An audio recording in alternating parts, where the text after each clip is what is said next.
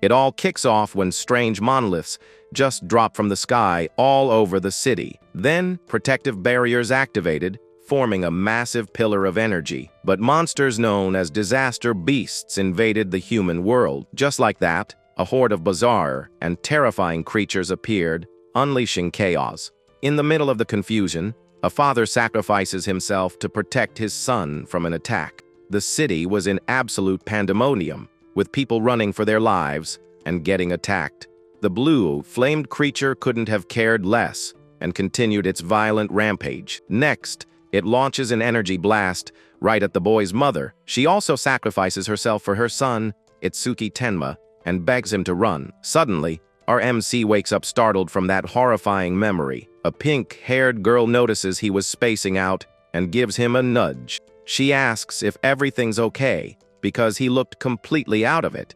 Right after, she looks concerned and asks why he was crying. His friend with the glasses shows up, joking that he always dozes off during assemblies.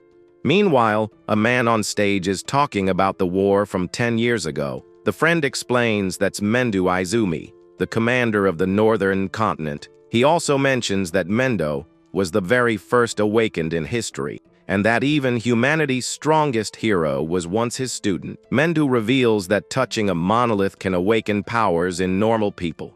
Finally, he says he's there to turn them all into awakened for the war. Immediately, a monolith shoots up from the ground, surrounded by golden energy. The students go absolutely wild at the chance to finally become awakened. Itsuki's friend is super hyped, but our hero looks dead serious. Then, our guy starts walking toward the stone, ignoring everyone around him. The pink-haired girl gets worried about his strange behavior. With a sinister look and glowing red eyes, he says the day has finally come. The crowd starts touching the stone, but nothing happens with the first student. Others comment that if even the record-breaking athlete couldn't do it, they don't stand a chance either. Several other students try their luck, but they all fail miserably. The crowd gets discouraged since no one from the school has awakened so far. The guard then calls the next in line, a guy named Hikaru Oshi. The students get worried because Hikaru is a known bully, and the stone starts to react. Suddenly, the monolith unleashes blue lightning, and Hikaru starts floating in the air. A screen displays his stats, and he gets all cocky for awakening lightning powers. A blue-haired woman reports that his stats are well above average. All smug, Hikaru asks if the old man Mendo has anything to say to him, but out of nowhere, our MC shows up and places a hand on his shoulder. The bully gets furious and screams for Itsuki to get his filthy hands off him right now. The people in the audience see that Itsuki cut the line and figure he's in for some serious trouble. Our hero then touches the stone, and the woman feels an intense emotion coming from him.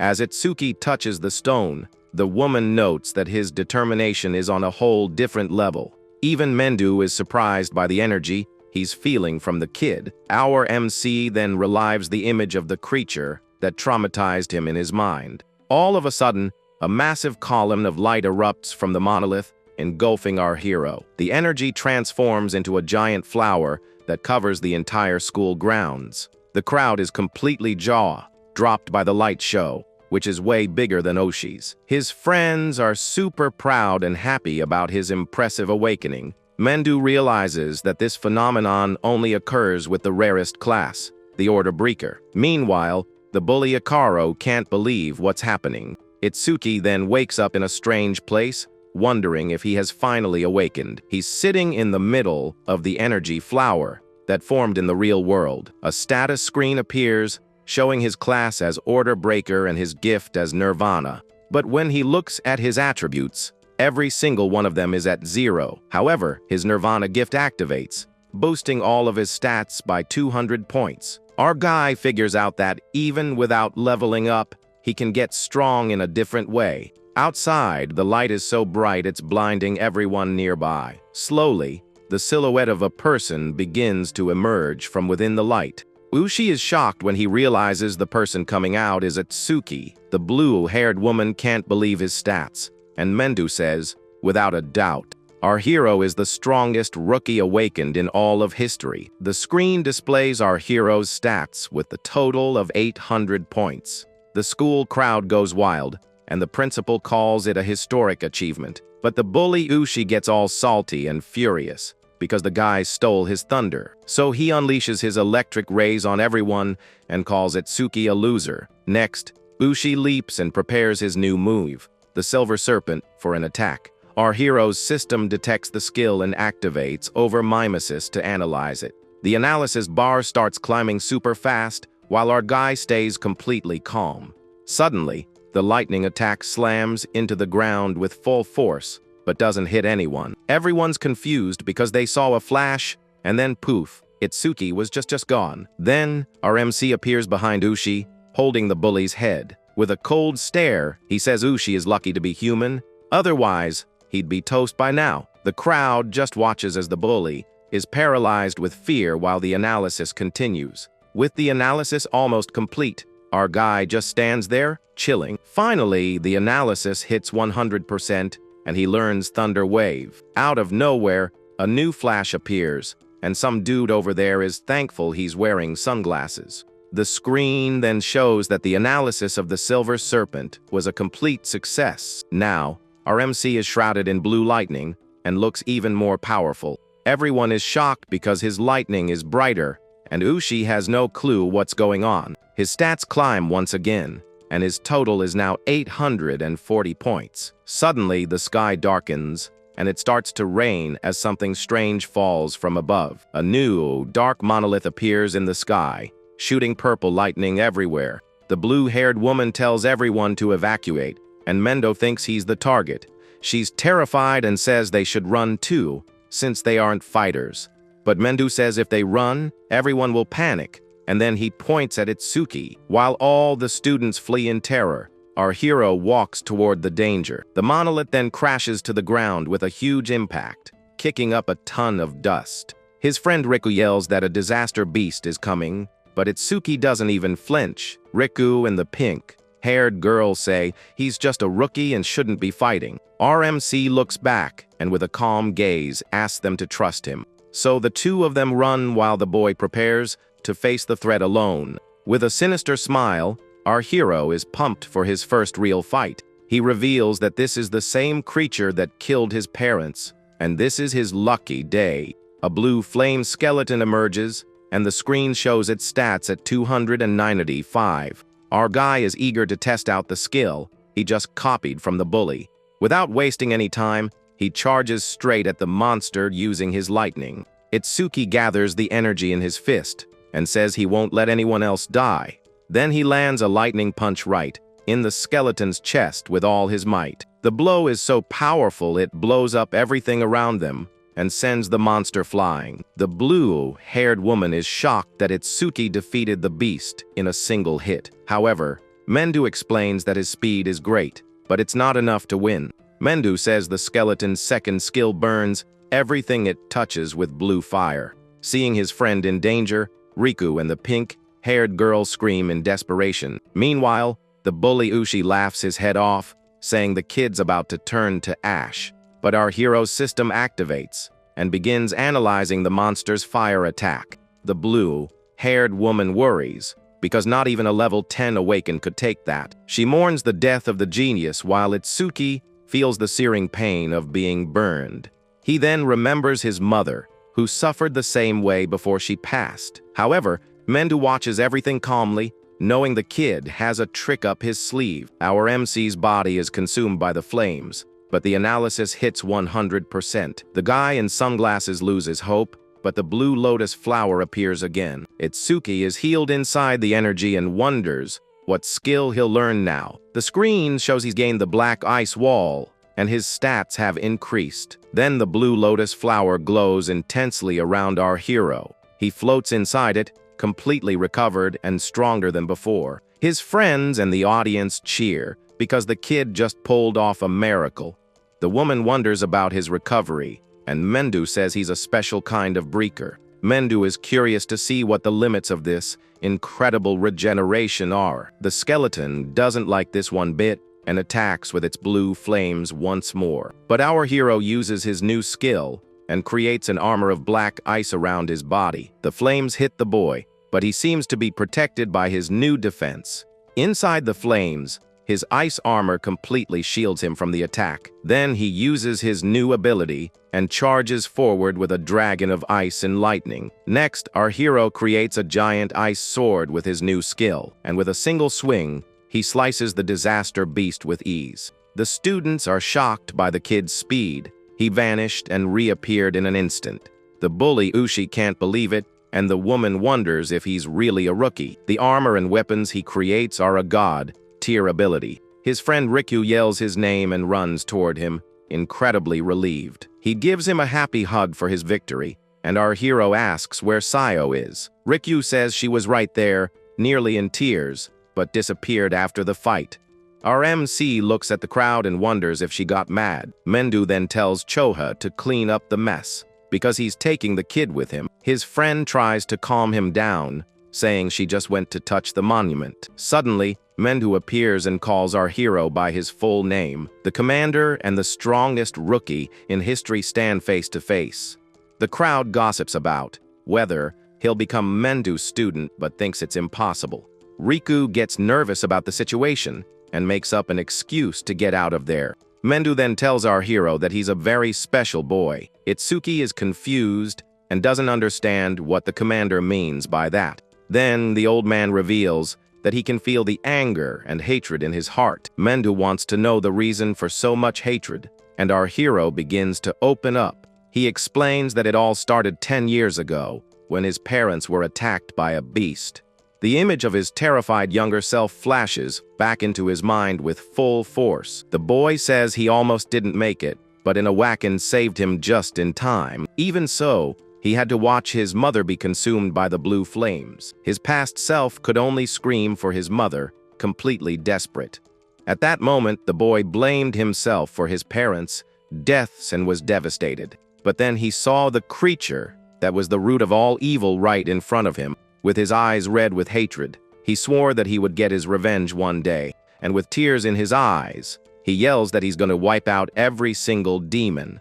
The commander finds it strange that even with so much hatred, he can still cry. Itsuki says the tears remind him to never forget his goal. So Mendo invites him to be his student and join the Savior League. He explains that the League is an organization with the best awakened in the world. On top of that, members get weapons and a salary of 10,000 gold a month. However, the price is fighting on the front lines to protect the safety of the people. Our MC doesn't care about rewards or resources.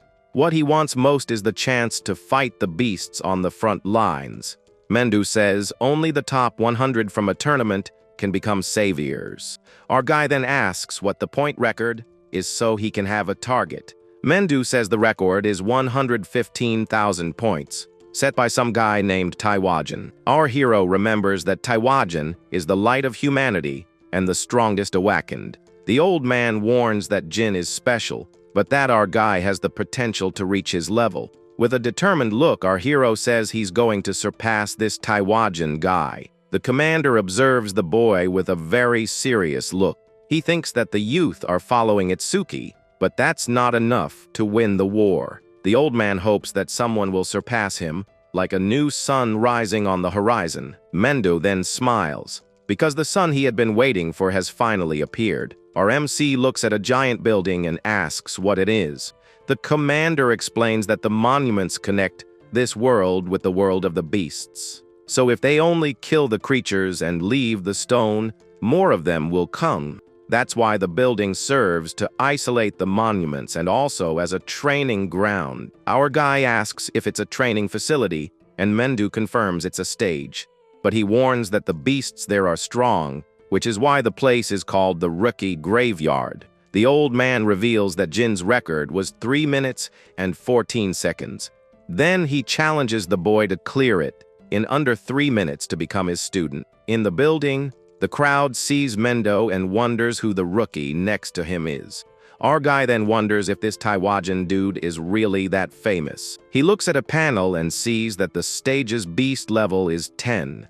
Meanwhile, the crowd comments that he's a rookie, and must just be there to hit on girls. Our hero ignores everyone and goes to the receptionist to enter the stage. The woman asks how many people are entering, and he replies that it's just him. He just stands there in front of her, waiting to be let into the challenge. She gets irritated and thinks he's joking, since the place is extremely dangerous. The crowd around them starts laughing, thinking he's getting shot down by the girl. Itsuki then says she's got it all wrong, as he has no interest in her. She doesn't believe him and offers her number, just to get him to leave and stop pretending. With a dark look, he tells her not to make him repeat himself and to just let him in. Startled, she hands over the bracelet, and he complains that she should have just done that in the first place.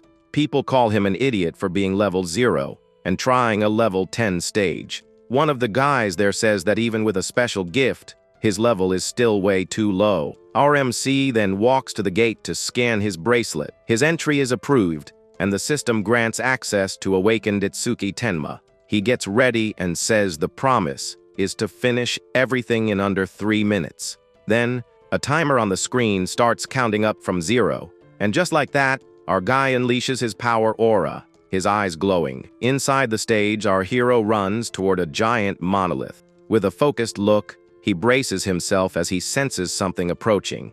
Then, a level 4 wooden creature appears and attacks him with everything it's got. But our guy summons an ice axe and attacks instantly. He slices the monster in half and taunts the others that are nearby. Suddenly, a horde of identical creatures appears, surrounding our MC. Outside, Choa questions Mendu about the stage he chose for the kid. She says that surpassing Taiwajan is impossible, and the old man teases her about her choice of words. The woman then remembers when she saw Taiwajan defeat a level 97 beast. At that moment, his eyes were cold and didn't seem human at all. She says those were the eyes of a god with immense power. Mendu agrees that the boy has potential, but is still a diamond in the rough, because if Taiwajan is a god, our hero is a demon driven by hatred.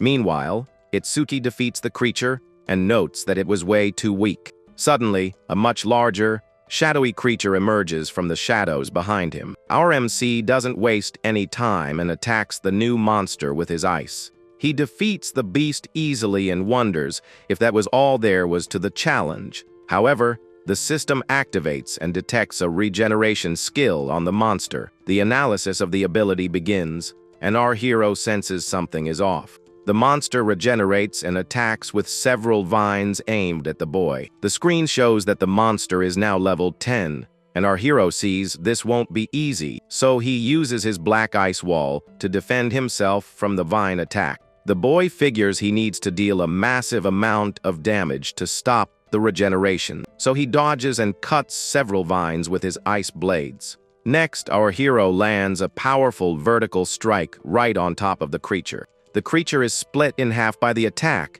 but still isn't defeated. With a wicked smile, he says he's going to dice the monster up so it can't heal anymore. Then our MC uses his ice weapon to separate the two halves. With that, the monster explodes into countless pieces, and dust flies up everywhere. He's getting tired, as using the ice for so long is draining his mana. But suddenly, the creature begins to regenerate again from the pieces. The monster attacks him, and even after all that, it's still not gone for good. However, our hero notices that with each defense, the analysis percentage increases. He comes up with a plan to use his lightning and keep his distance until the analysis is complete.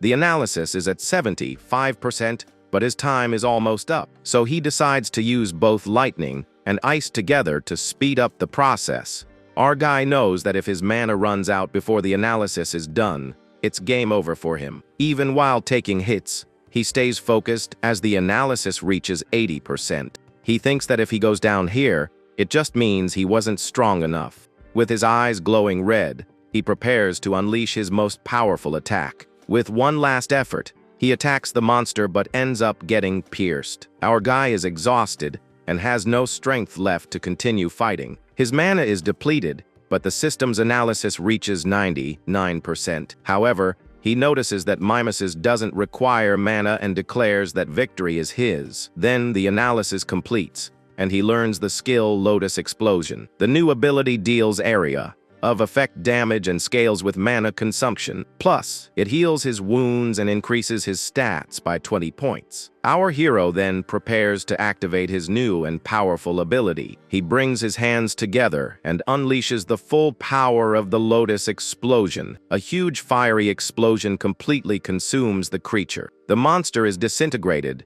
leaving nothing but dust and ashes. Our MC thinks the new skill is pretty strong and is satisfied with the result. He notices that Mimas has also restored his mana and cleared the entire area. Through the smoke, our guy sees a glowing green crystal on the ground. Outside, the receptionist is freaking out because time is running out. Choa also thinks it's impossible for him to win in under 3 minutes. But suddenly, the challenge screen turns green and shows a new record. Her jaw drops, and she can't believe what she's seeing. The screen then shows that he completed the challenge in 2 minutes and 14 seconds. Our hero stumbles out of the portal and collapses on the floor, exhausted after breaking the record. The crowd is stunned that he survived and was a whole minute faster than Taiwajan. Our hero then turns to Mendu and asks if he'll be his instructor now. With a smile on his face, all bruised up, he finally calls him Professor. The old man says it was well done,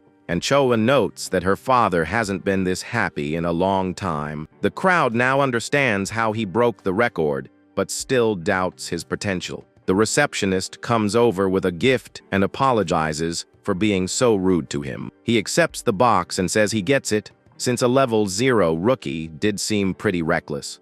Our guy thanks her for her concern, and the woman gets all flustered by the compliment.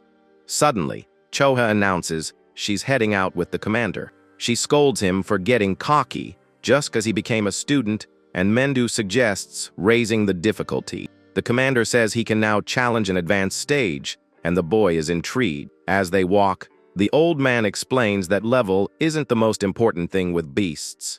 He reveals that the main factor determining their strength is their species, because there are species with intelligence equal to or even greater than humans. Choa adds that only humans have jobs based on their species. She explains that these are the advanced stages, and his next destination is District 4. With a dark look, our hero asks if intelligent beasts feel pain. A terrifying aura emanates from him, and Choa gets scared, not understanding what he's thinking. The crowd comments that everyone who went to District 4 vanished, because of some guy named Reiji. A guy says his name out loud, and his friend shushes him, saying they could get erased. Elsewhere, a guy named Reiji Kinoshido is relaxing while an old man shines his shoe. A huge brute asks when he's going to leave, and Reiji says the stages belong to him. With an arrogant smirk, he says that waiting in line is for common folk. Meanwhile, our hero opens the box he received and sees a shiny crystal inside. Later,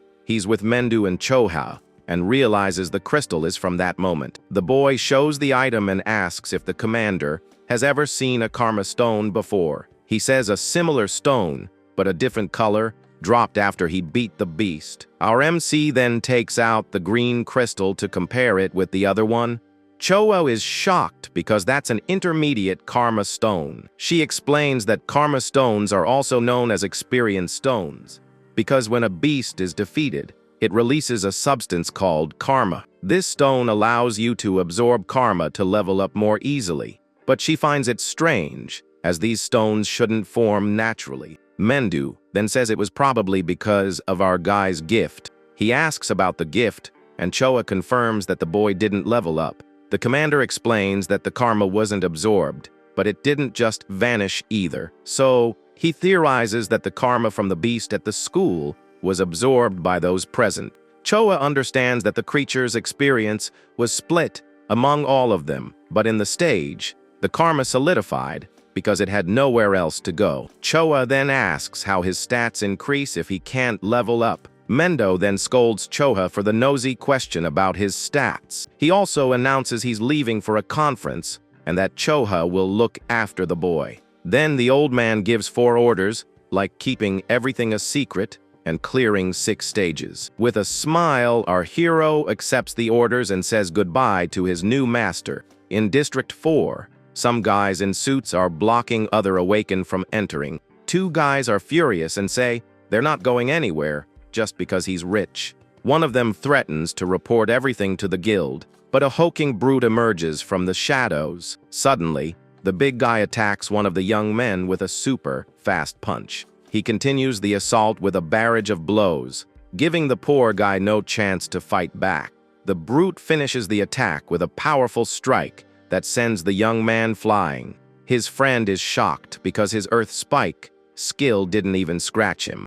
The big guy uses an ability that makes his skin hard as metal and charges forward. The young man panics because his technique can pierce anything, but it didn't work. Without mercy, the brute grabs the young man by the neck and lifts him into the air. Then he slams him to the ground with force, leaving him out of commission. The crowd recognizes him as Takuruoga, one of Reiji Kineshita's 4 pillars. He then threatens anyone who tries to enter the stage without permission, and says that anyone who resists will meet the same fate as the 2 on the ground. His buddies in suits ask him not to go overboard with the students, but Takeru just grunts and drops the young man on the ground in disgust. Suddenly, our hero and Koa arrive and help one of the fallen guys. The crowd thinks he's in for it for being level 0 and ignoring the warning. Takeru gets furious and yells at the newbie to get out of there, or he'll get a beating too.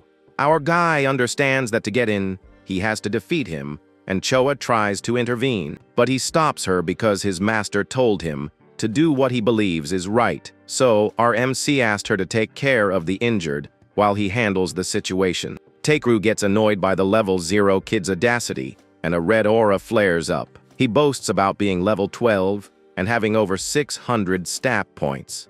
Even so, the brute gets tense from the pressure coming off our hero. His eyes widen as he sees the boy charging right at him.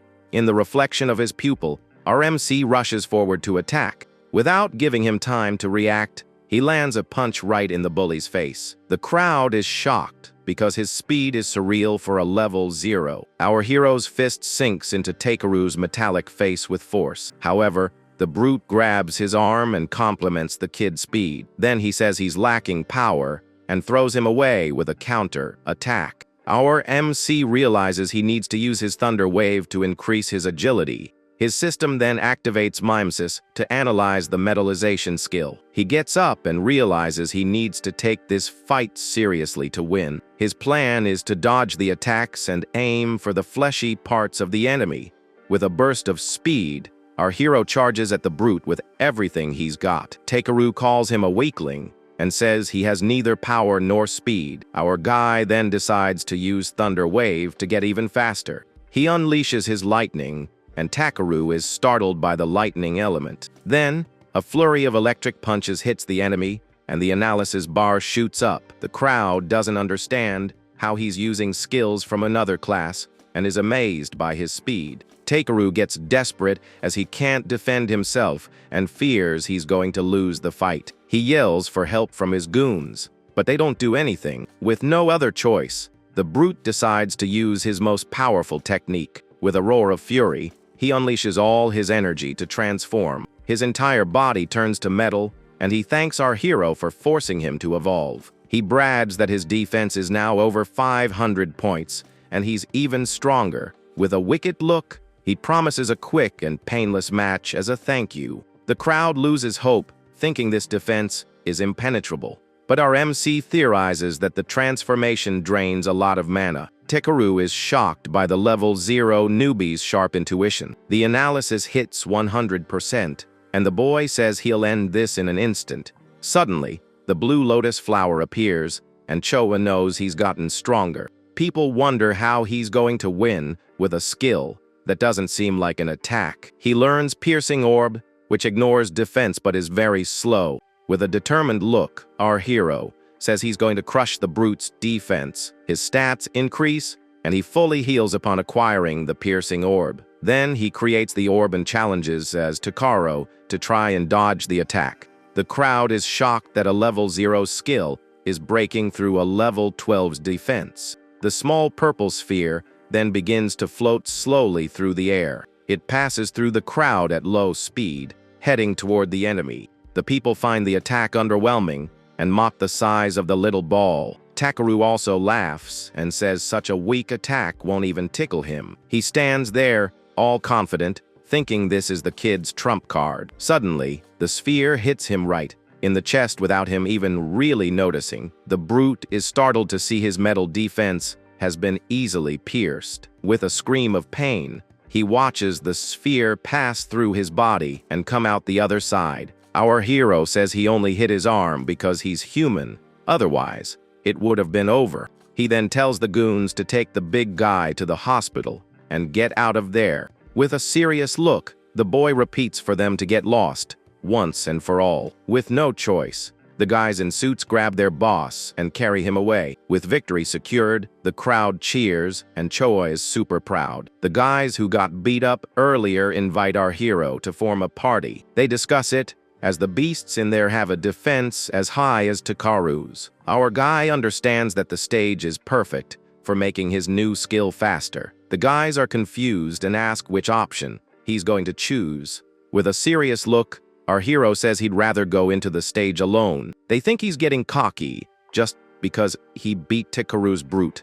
Disappointed, the guy says he'll look for another group since he's not good enough. Choa worries about his mana, but our MC tells her not to worry. She gets all embarrassed and says she only asked so she wouldn't get an earful from her dad. Before leaving, Choa warns that the stone beasts travel in large groups. Our guy then enters the stage, and his entry is approved by the system. He's surprised because the number of monsters is much larger than he expected. Inside the stage, a horde of stone golems awaits him for battle. The screen shows the statues are level 9 and convert all their mana into defense. Our hero then prepares his piercing orb to test the skill's passive. He activates the ability, and a purple energy sphere appears in his hand. The sphere moves forward and hits one of the stone golems right in front of him. The monster is defeated, and the system informs him that the sphere's speed has increased. With a smile, he says he knew it,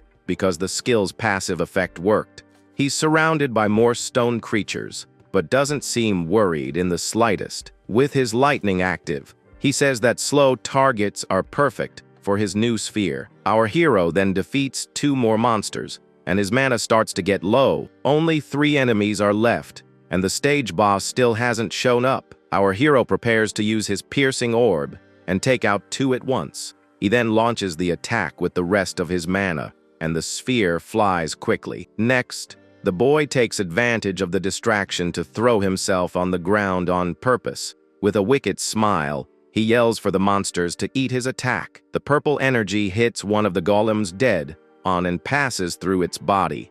The system confirms that both were defeated, and the sphere's speed increases. Our MC falls to the ground, exhausted, as his mana is completely drained. He recovers and calculates that his sphere now travels at 5 meters per second. The screen shows that the skill's speed can increase by up to 500%, but suddenly, the ground trembles, and a giant foot stomps the earth in front of him. The impact kicks up a cloud of dust, and the boy is instantly on alert. Then the stage boss emerges and activates its gigantification skill. Its stats are level 15 with a total of 777 points. Our hero is shocked by its size and uses his lightning to increase his agility. He runs up the giant's body and wonders if his sphere can pierce it. With a plan in mind, he decides he's going to aim for the monster's head. Then our guy leaps toward the golem's face and finds an opening, but he realizes the sphere is too small and might not do much damage. The giant then turns its head and prepares to attack our hero in mid-air. With no way to dodge, the boy sees that the situation has gotten pretty ugly for him. At the last second, our hero uses his black wall to defend against the attack. The impact throws him to the ground with full force, and he feels the giant's strength. Even while taking a beating, he realizes the monster is tougher than he expected. His system activates and begins analyzing the enemy's gigantification skill. Elsewhere, a henchman answers his phone and is shocked by the news. Reiji Kinoshita gets annoyed by the noise and tells the guy to be quiet. The henchman apologizes, and Reiji asks what all the fuss is about. He then reports that someone defeated Takeru and forced their way into the stage. Reiji is furious because his lackey is always bragging about his impenetrable defense. His henchman says no one above level 30 would have time to go there. He also thinks it's impossible for a level 10 rookie to defeat the brute. But Reiji cuts him off and says they're going there to handle the situation. With a furious look, he tells the henchman to get a move on and not to make him repeat himself. The guy obeys instantly, and Reiji gets ready to go and teach them a lesson. He puts on his coat and swears he'll make the intruders regret messing with him. Back to the fight, the analysis reaches 100%, and the boy is relieved. The blue lotus flower appears on the giant's head and shines brightly. The analysis of gigantification finishes, but he doesn't gain a new skill. Instead, his piercing orb levels up and gains new effects. Now he can increase the sphere's size, and the speed buff has been doubled. With a smile, our hero says it's time to test out his new ability. His stats increase by another 20 points, and he fully heals again. He then uses all his mana to create the strongest piercing orb he can manage. The sphere's energy comes crashing down and hits the giant right in the middle of its head. The attack is so powerful it goes through the entire monster and opens a hole in the ground. With his mana at 0, he jokes, wondering if he went a little overboard. The system informs him that the golem has been defeated and the sphere's speed has doubled. He calculates that if he clears the stage 2 more times, his skill will be as fast as a car. Our hero then realizes that the passive effects of his skills are pretty useful, because the Lotus explosion increases the range of all his other abilities. With this, he dreams of one day being able to attack enemies from miles away. Outside, the screen shows the challenge was completed in 3 minutes. The crowd is shocked because a group of 5 would take over 10 minutes. They wonder how he's still level 0, and if the announcement was a mistake. Choa is impressed that he cleared the stage unscathed and broke the record again. She congratulates him on his speed, and he says it was easy since he could ignore the defense. A jade butterfly lands on his finger, and he asks what it is. Choa reveals that her job is a Shikigami user, and the butterfly is hers. Our hero is enchanted by the Shikigami's beauty, as it's the first time he's seen one. He then takes the opportunity to ask what other types of jobs exist. Chohao explains that jobs are divided into 4 main categories. The first are elementalists, who manipulate one of the 7 elements of nature. The bully from school was one of them, with the power of the lightning element. And Takaru, whom he just defeated, was a metal-type elementalist. The second type are Shikigami users, who summon creatures to fight for them. Choa says her Shikigami has been with her since she was born as an awakened. She then asks if he has any questions about the first 2 classes. Our hero notices that her Shikigami is level 15, and she's only level 6. Choa gets embarrassed by the comment and wonders if he has no sense of subtlety. She explains that Shikimis also absorb experience and level up. With a dark look, he concludes that it's easier to target the human in a fight. Choha gets scared by the negative aura coming from him and wonders what's wrong. Our guy then asks her to continue, since she's only introduced 2 classes. The third class is the most mysterious, as there's very little information about it. Choa reveals that this is our hero's class, the Order Breaker, and the reason for the mystery is that each one of them has completely different abilities. There are Breakers who can control their body size and even create infinite clones. On top of that, the skills of this class are Z rank, above the S rank of the others. Because of these exclusive skills, if an enemy discovers the ability, the weapon is lost. Choa then says that he is in irregular existence, even among the Breakers. Our hero then says the professor isn't here, so there's no problem talking. He asks about the last class, and Choa builds up the suspense before answering. With a smile, she says this is punishment for him not telling her anything about himself. He accepts it, and she changes the subject, saying the student he saved is fine. She asks what he's going to do now, and the boy says he wants to clear more stages. Choha warns him that stages have a cooldown time of at least 2 days. He's surprised and understands why that Kinoshita guy can monopolize the stages. Our MC then asks if there's a stage with lots of monsters for leveling up. With a mischievous smile, she says she knows the perfect place for him. She takes him to the Locust Desert, a place with over 1,000 monsters. Cho-ha warns him that without an area of effect skill, it'll be tough, but he accepts the challenge. He remembers that he hasn't used Lotus Explosion in front of her yet. Despite the warning, she's surprised by his confidence and lets him go. The people there think he's got a death wish and decide to leave. A while later, Raiji arrives at the location but doesn't find anyone there. His henchman says the target has already left and cleared the stage in 30 minutes. Raiji is furious because he feels like an idiot for being tricked. He then orders his henchman to call the hunting dog to track the mana. Filled with immense hatred, he vows to capture him alive to make him suffer. In an alley, the young man who got beat up before is hiding and regrets accepting the mission. The young man hides in the alley, thinking he managed to escape and is safe. But suddenly, a giant wolf with red eyes appears and attacks him. The creature bites down hard and lifts him into the air, with no chance to defend himself. The hunting dog appears and says, "It looks like the young man has something to say." The poor guy wonders how he was found, and the hunter answers with a smile. He says his wolf, named Death, has a great sense of smell for finding its prey. The hunting dog introduces himself as Charles and reveals that his wolf can sense death. The young man begs for his life and cries desperately, asking not to be killed. But Charles says he can't, because Kinoshita would be mad at him. With a sinister look, he says that Death hasn't eaten human flesh in a long time. Then he tells his wolf to enjoy the meal, and the beast lunges at him. After it's all over, Charles congratulates his wolf for finally leveling up. The screen shows his Shikigami is now level 16 with new abilities.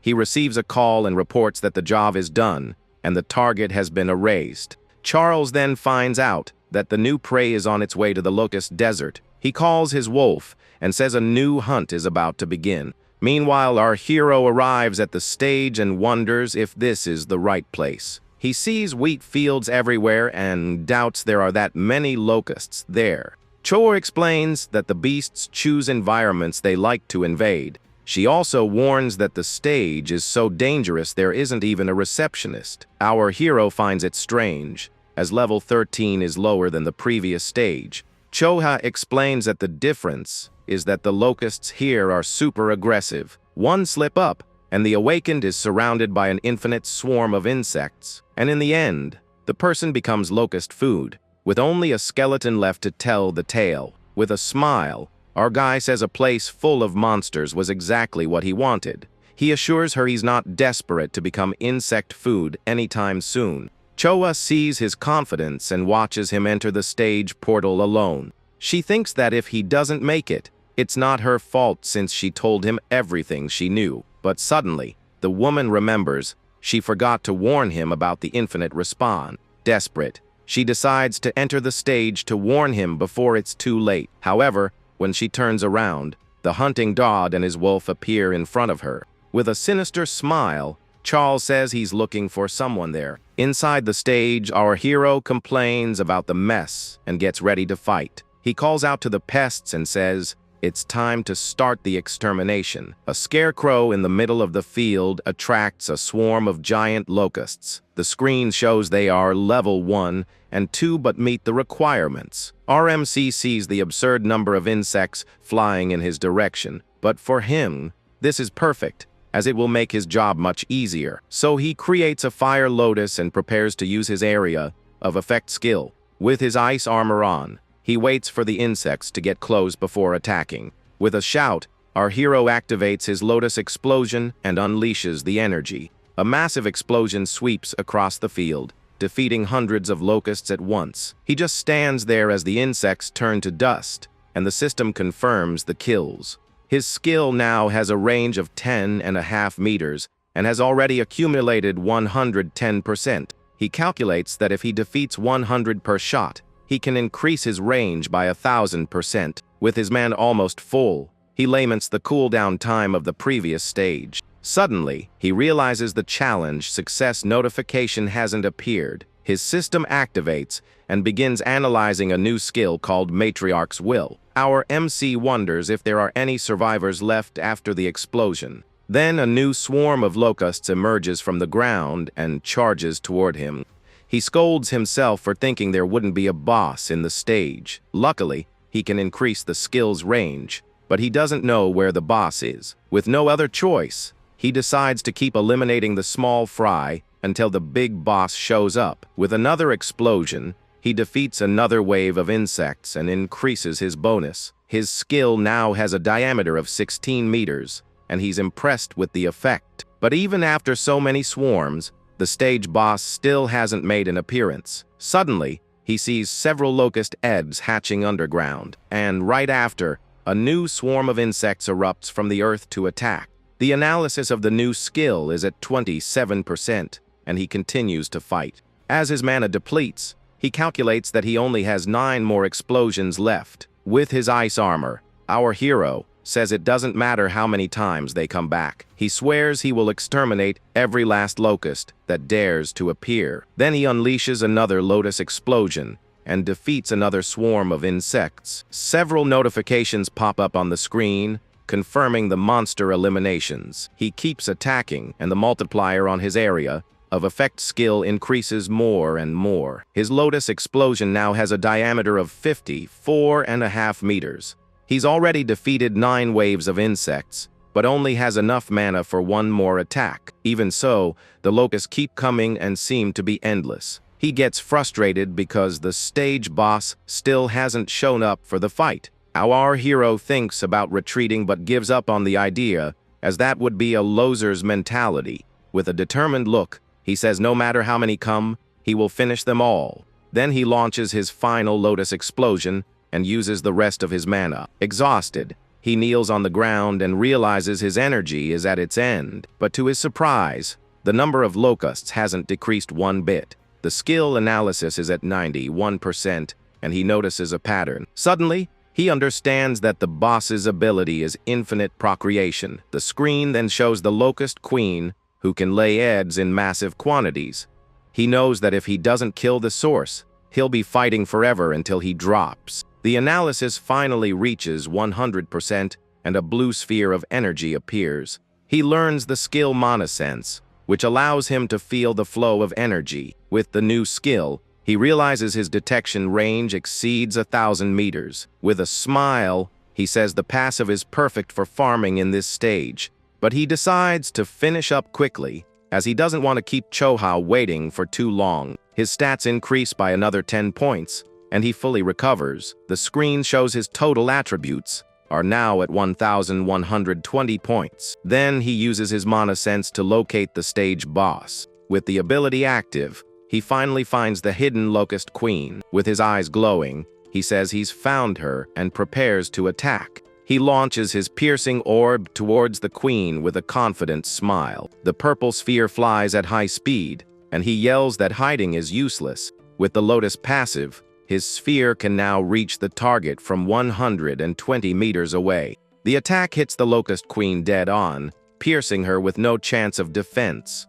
The monster tries to fight back, but our hero appears in front of it with his lightning. With a victorious smile, he says it's checkmate and prepares the final blow. He uses his ice blade and cuts the queen in half with a single strike. With the queen defeated, the locust swarm descends into total chaos. Our hero then says not to worry, because they're about to join their mommy. With his flames, he prepares to exterminate the rest of the swarm once and for all. His lotus explosion now has a radius of 65.5 meters. The screen shows that the range of his piercing orb has also increased to 131 meters. With a smile, our hero says the harvest was great, and he can't wait to come back. The screen then shows he broke the record with 17 minutes and 7 seconds.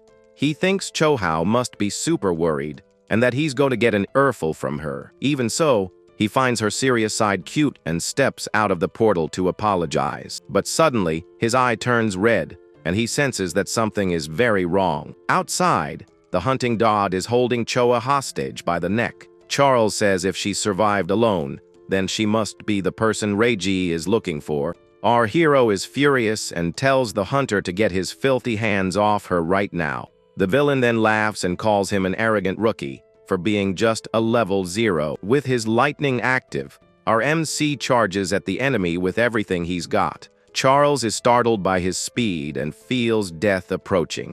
But the wolf, Death, jumps in front and takes the lightning punch for its master. The system activates and begins analyzing the B-rank Shikigami Death Hound. Our guy understands that the guy in the hat is a Shikigami user like Choha. The analysis climbs to 12%, and Charles praises our hero's moves. He understands why Takeru lost but brags about having death and a hostage. Our hero yells Choha's name and stops his attack so he doesn't accidentally hurt her. The wolf takes the chance and lunges at our MC. Charles brags that his wolf's bite can crush any defense. He's then surprised because our hero doesn't defend himself and instead faces the beast. Our hero then uses his piercing orb and throws it right into the wolf's mouth. The purple energy blows the creature's head clean off in a brutal scene. The analysis shoots up to 77%, and the wolf falls to the ground, defeated. Charles is shocked and wonders if the newbie doesn't know the basics about Shikigamis.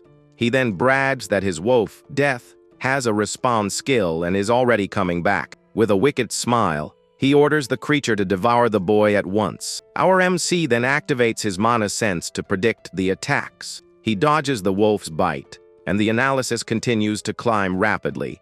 His plan is to finish the copy without the blue lotus appearing and revealing his gift. Charles gets tense because he's fast and has a powerful detection skill. Unable to land a hit, the villain threatens Choha to make him stop fighting. Our guy gets worried because he needs time for the analysis to reach 100%.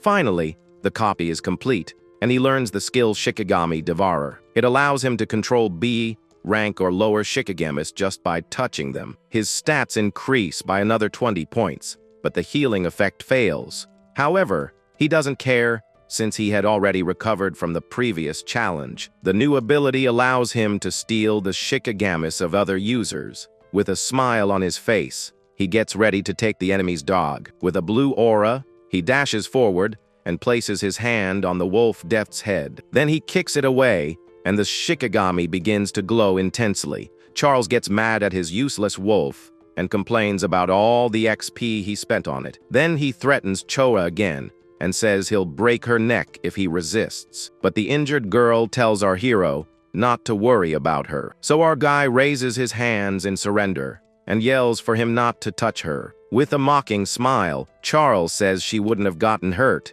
if he had just obeyed.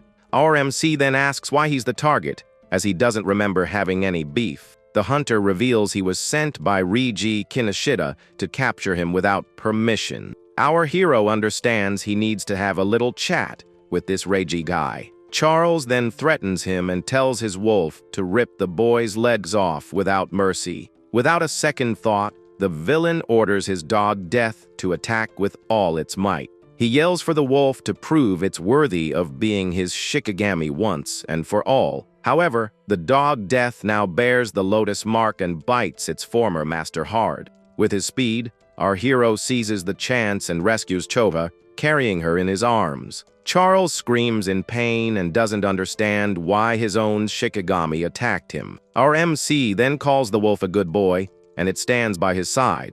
Holding the girl, he swears he'll make the villain pay 100 times over for her pain. Terrified, Charles begs and says he was just following orders and even offers to help. With his eyes red with hatred, our hero says that's a great offer, but he points out that the hunter's guard is completely down right now. Then a giant pillar of ice erupts from the ground and hits the villain with full force. With a cold look, our hero says he had his chance, and now it's over. But he warns that taking down Reiji is a job for him alone, not for his new wolf. Terrified, Charles cries and begs for one more chance, saying his hand slipped. Ignoring the crying, the dog Death lunges forward with its red eyes full of pure fury. The hunter panics and tries to remind the wolf that he was its former master. Without hesitation, the creature opens its mouth and prepares to devour its old owner. While the wolf takes care of business, our hero asks someone if the show was good. He then questions how long the person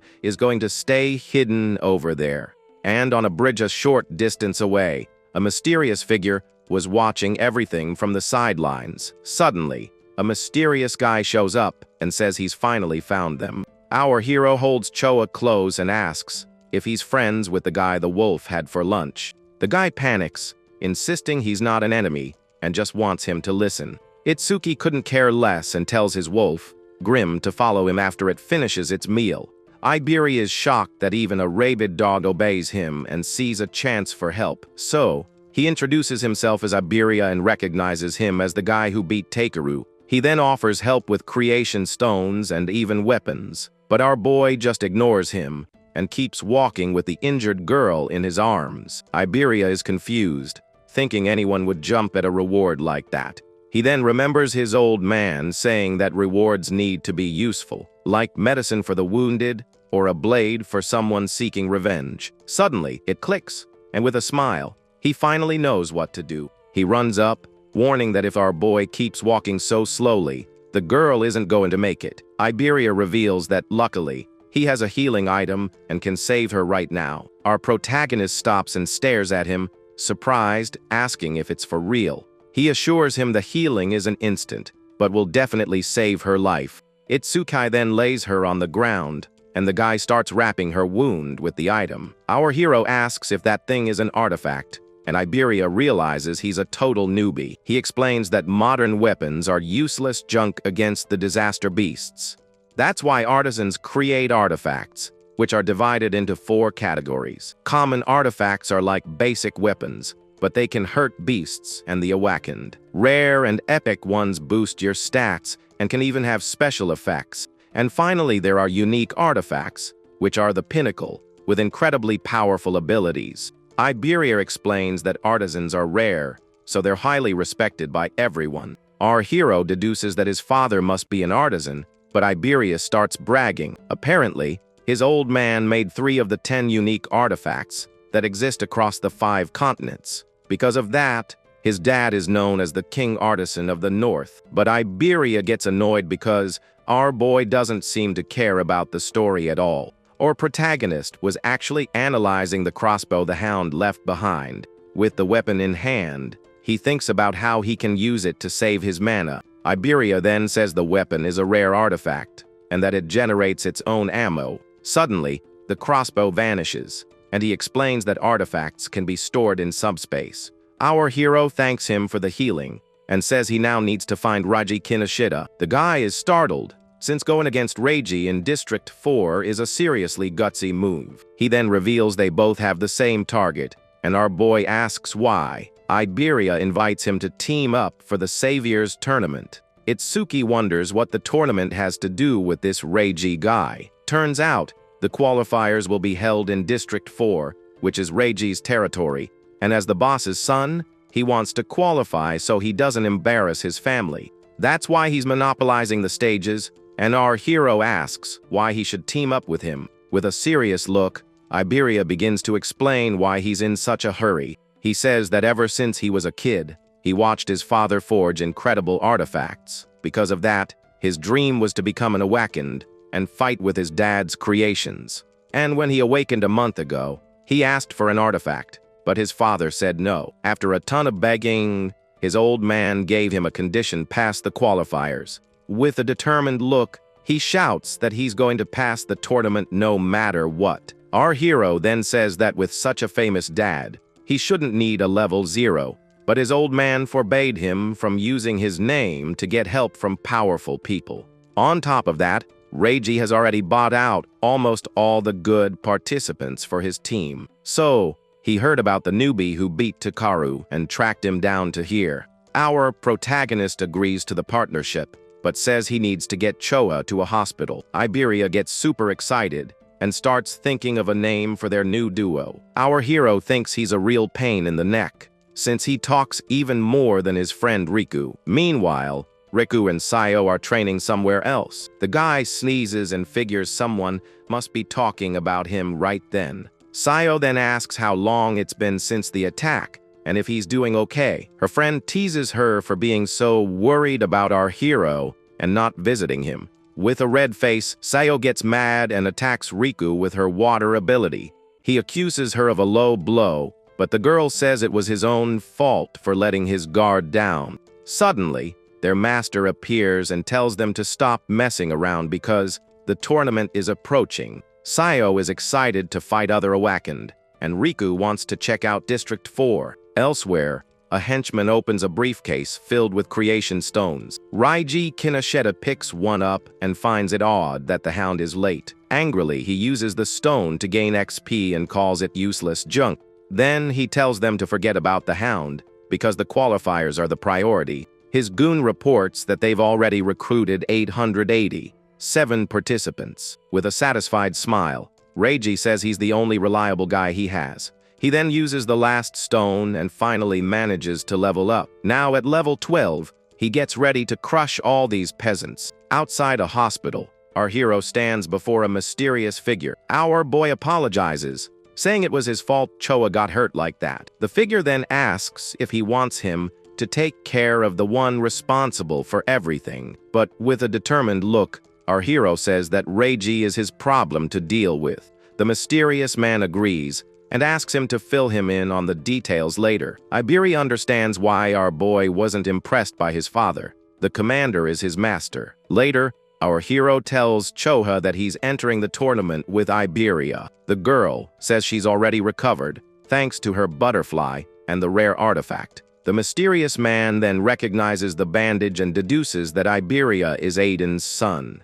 The guy is shocked that he knows about artifacts, and even his father. With a confident smile, he gets flustered and says that he's actually Aiden's father. The mysterious man tells him he's got it all backward, and Iberia's jaw drops. Completely embarrassed, he corrects himself and says that Aiden is, in fact, his father. The man thanks him for saving his daughter and says he'll visit him later.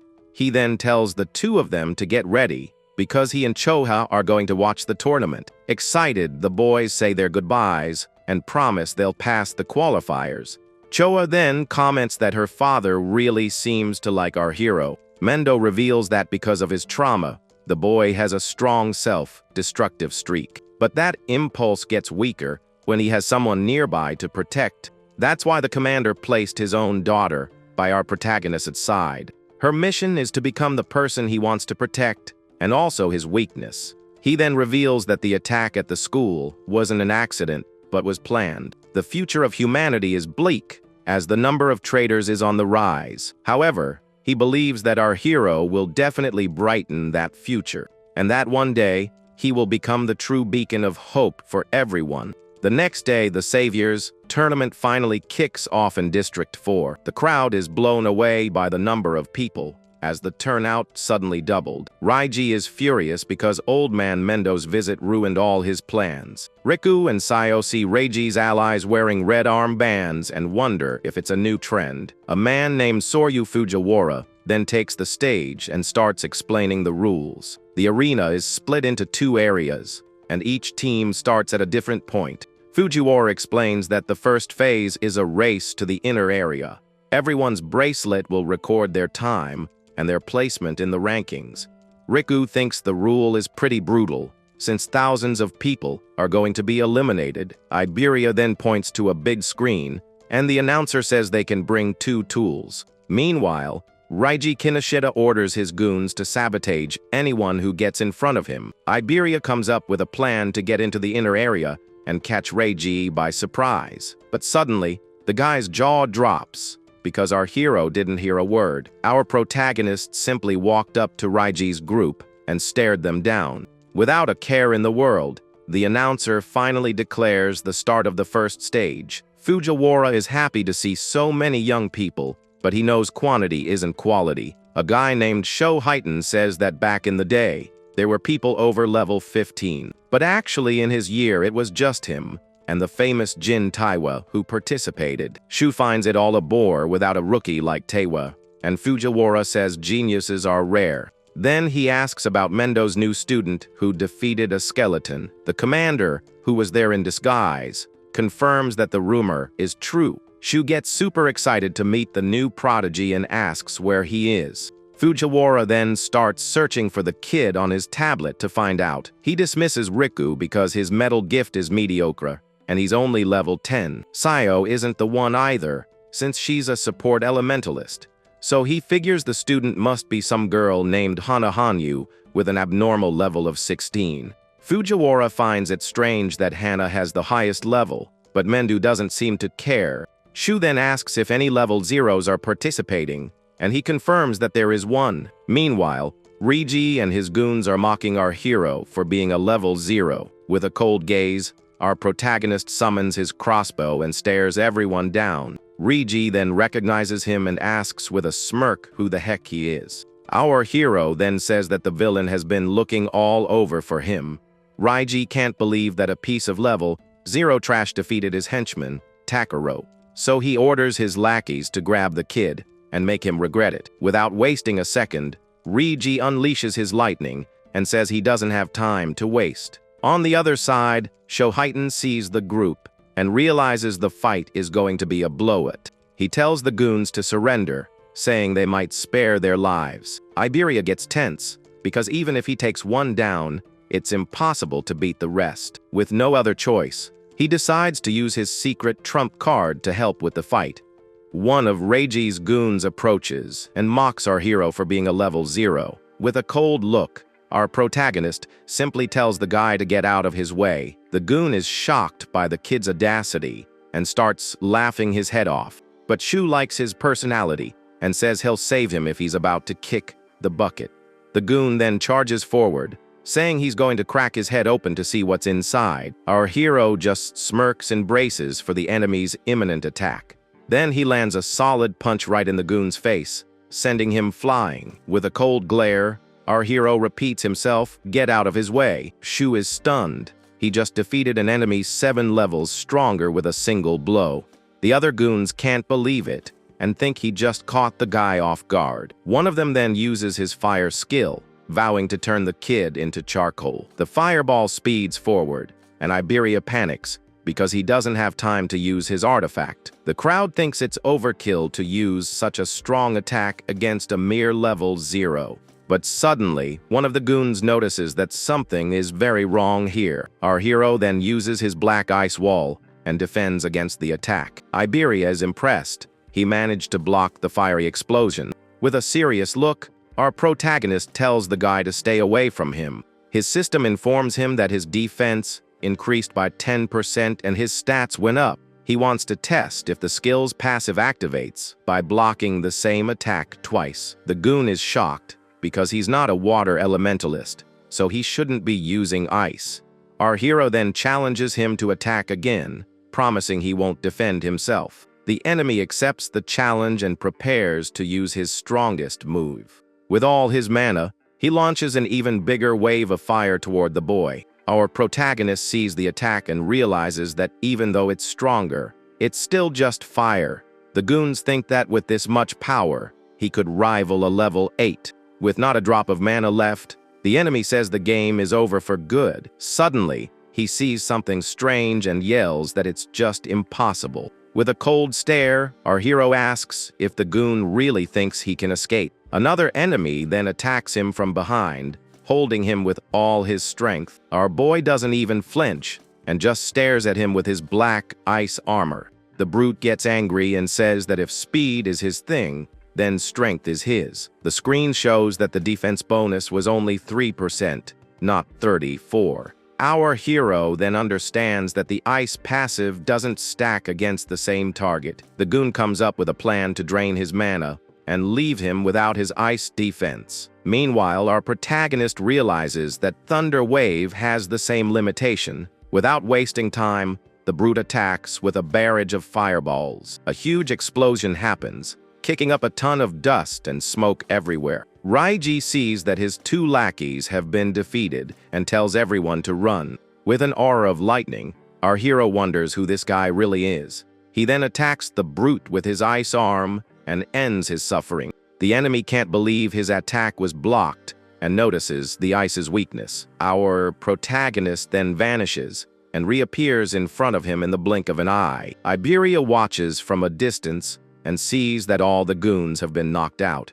With his test complete, our hero says it's time to end this party. He then activates his black ice wall to absorb the fireballs. His system absorbs the lightning skills, and his stats increase once again. Raiji then joins another goon and uses the skill Silver Serpent. With a smile, Iberia says he thought the fight would be tough, but the kid is strong. A goon lying on the ground wonders who he is, because he sure doesn't seem like a level 0. Our protagonist then looks confused and asks why he said, "The two of us." Iberia boasts that together, they are the duo, Double I, the strongest in the north, but our hero drags him along and tells him they need to get after Kinoshita. The remaining goon can only think about how lame that team name is. Meanwhile, Raiji assumes the level 0 must have already been defeated by his men. However, he remembers that the crossbow the newbie was using was the same as the hound's. Then one of his runners, who thinks he's all that for being fast,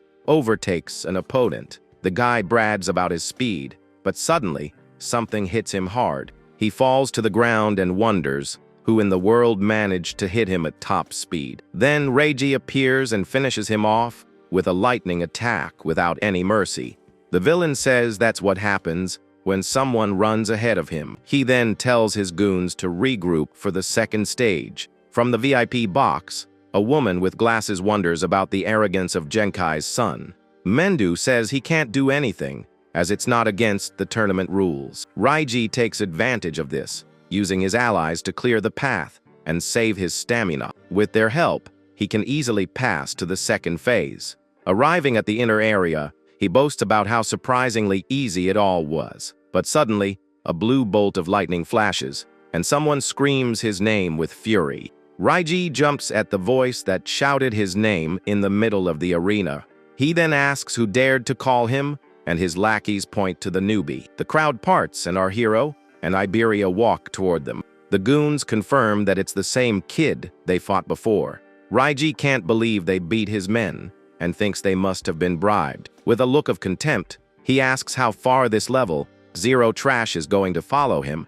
Our boy says he's not going anywhere until they settle things, but Raiji says he's busy and will leave some guys to keep them company. Then, the villain orders his army of goons to attack the duo with everything they've got. The lackeys get ready to teach the rude kid some manners. Iberia is terrified when he sees there are at least 100 enemies in front of him. However, our protagonist calmly just asks him to cover his ears. Suddenly, a massive wave of lightning erupts from our hero, hitting everyone. Raiji just watches the scene with a serious look, showing no reaction. The electric attack is so powerful it sends all the goons flying. Both Raiji and Iberia are completely stunned by the power of that ability. Our boy then says his last words weren't properly understood.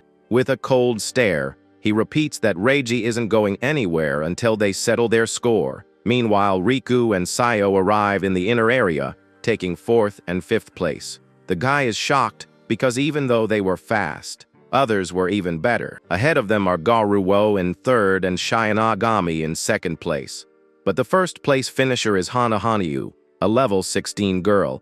Sayo and Riku start worrying about Itsuki, but suddenly they see someone flying through the air. The pink-haired girl's jaw drops at the unexpected sight. Right after, Iberia crashes hard onto the ground, landing in 6th place. All busted up on the floor, all he can do is scream our hero's name. His friends hear the scream and wonder if they really heard Itsuki's name.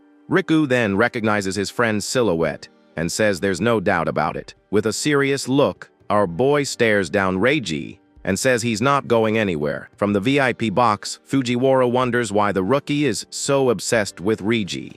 Mendu then asks Heighten to help the boy out if he runs into trouble. Heighten is impressed by the speed and wonders if he could ever be that fast. One of Reiji's goons gets ticked off and tells our hero to get ready. He says this isn't a battle, but the execution of our main character. In other words, it's a 100 against 1 beatdown to take the kid out. Our hero then reveals that his revenge is the top priority right now. Raiji flies into a rage, and with his red eyes, he orders everyone to attack. Then all the henchmen charge towards our hero at once. One of the goons rushes forward with his fire punch, swearing our hero's head is his. But our boy catches the flaming fist with his bare hand, leaving the enemy in shock. He then throws him over his shoulder with incredible strength. The goon lands headfirst on the ground and is defeated in a single move. The others are terrified, wondering how he lost to a level 0. With a calm expression, our hero accepts the challenge, and the system activates. He then says it's time to end this nonsense, and activates his lotus. A massive fire explosion consumes all the henchmen at once. The wave of flames sweeps across the arena, sending everyone flying. His friends are stunned, wondering if that was really Itsuki's skill. The other competitors are also shocked by the power of the explosion. Even the first-place finisher Hanahanyu watches the scene in silence. In the VIP box, Fujiwara can't believe a level 0 did that and used skills from another class. Choa now understands his confidence back in the desert. He had an area of effect skill. Our hero then reveals he only used 30% of his power, so he wouldn't wipe anyone out. He stands amidst the smoke with all the fallen henchmen around him. With his eyes glowing blue, he glares at Reiji and says, "Now, it's just you." Reiji is terrified, unable to believe he defeated over 100 people. Our protagonist then says he's going to return all the pain his friend felt. Reiji gets furious and unleashes his power, saying they're on completely different levels. With a shout, Reiji launches his thunder cannon, and our hero's system begins to analyze it. But our boy easily dodges and lands a blow on the villain's back. Reiji is shocked by his speed and realizes there's no way he can win this fight. Desperate, he screams for his bodyguard, some guy named 40, to save him. The behemoth then gets ready to break the rules and help his boss. With a smirk, the villain says the kid is about to be turned into mincemeat, since 40 is level 35. In the VIP box, Mendu tells Heighten to go, and the young man obeys instantly. Our hero uses his senses and detects someone approaching at high speed. And it's not just one person, as another guy shows up for the brawl. The big guy then lands with a thud, kicking up a cloud of dust. With a focused gaze, our boy observes the new enemies who have arrived. Heighten then grabs Reiji's goon and tells our hero to continue what he was doing. With a look of pure hatred, our protagonist says the villain's lifeline has just run out. Terrified, Reiji tries to use his family's name to intimidate the kid, but with a furious roar, he gets slammed to the ground and is knocked out cold. With the villain defeated, our hero says that was for Ajaha. From the VIP box, a girl with glasses blushes at the boy's victory. Fujiwara finds it odd and asks why she's looking in that direction. Our protagonist then purposely pauses the analysis at 99%. On the other side of the arena, Sayo shouts her friend's name upon seeing him victorious. Our hero then hears a familiar voice and turns around, surprised to see who it is. He sees his friends Sayo and Riku running towards him for a reunion. The pink-haired girl calls for him to come inside and get out of the falling rain. With tears in her eyes, she worries that he might catch a cold. The system then announces that he placed 7th in the first phase. Iberia and Riku arrive and hug the boy, relieved that he's okay. But Riku gets annoyed with Iberia and glares at him with lightning in his eyes. With a smile, Iberia introduces himself as our hero's new partner. The friend with glasses calls him a traitor, and Sayo finds it strange that Itsuki is making friends. Iberia brags about being his partner, but Riku asks for the doe's name. Riku then says they have a team name, and Iberia challenges him to say it. With great pride, he reveals the name is Duo I, but Itsuki tells him to stop. The friend with glasses laughs in his face and says the team name is pretty lame. From the stage, Fujiwara announces that the first 500 have passed, and the rest are eliminated. He explains that in the second phase, everyone will fight alone for 1 hour. Iberia is terrified at the thought of fighting the beasts by himself. In the VIP box, Heighten is excited for the second phase and wants to see what they've got. The screen shows the top 7 finishers from the first phase of the tournament. Next, the gigantic arena for the second phase is revealed to everyone. The group then gets ready and walks towards the entrance of the new challenge.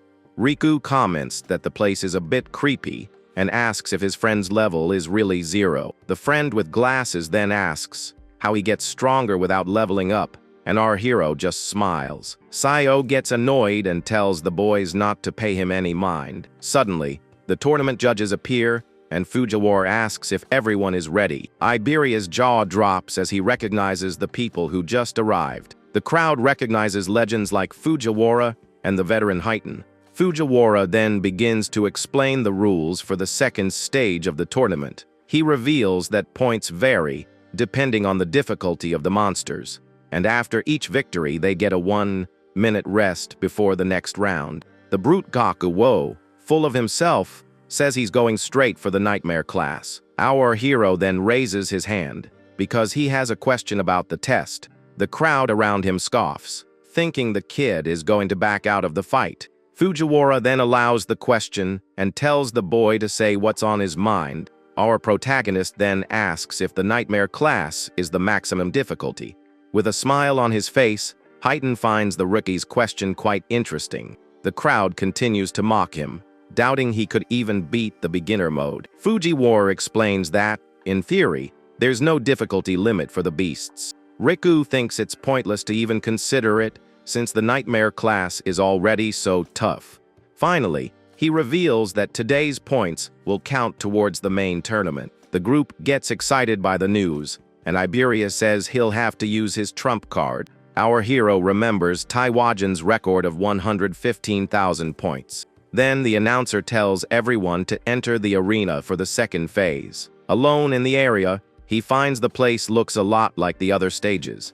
Suddenly, a pack of level 1 rabid dogs appears to attack. He activates his black ice, wanting to finish off the creatures quickly. In the VIP box, Heitan questions Fujiwara for monitoring the kid again, but with a smile, Heitan says that our hero is much more interesting. Fujiwara gets annoyed with his excitement and says the show is about to begin. With a single blow, our protagonist defeats all the dogs in the arena. Fujiwara is shocked because it took him only 1 second to clear the stage. Heitan then boasts, saying he told him the kid was way cooler. The old man thinks the victory was easy because the next opponent is level 8. A giant fire salamander appears and stares him down with a hungry look. Heitan doesn't think a level 8 monster will be much of a threat to him. Fujiwara then changes the subject and asks to see the other participants. He says that most are still fighting the beginner monsters. The only one keeping the same pace as our hero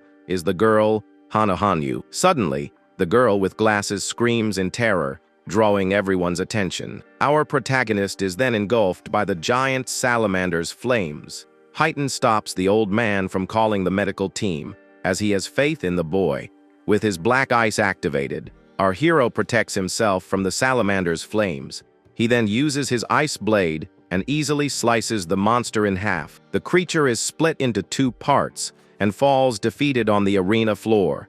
The system then announces that it took him 5 seconds, and he earned 500 points. Fujiwara doesn't understand why he took the hit on purpose, and Heitan smiles. Our protagonist then reveals that he needs to use these chances to increase his stats. The screen shows that his defense is now at 434 points. He ignores the rest time and decides to test his defense on the next monster. Heitan comments that this difficulty tests speed and combat sense. Then an electric rhinoceros appears and Fujiwara calls it an Aleki rhino.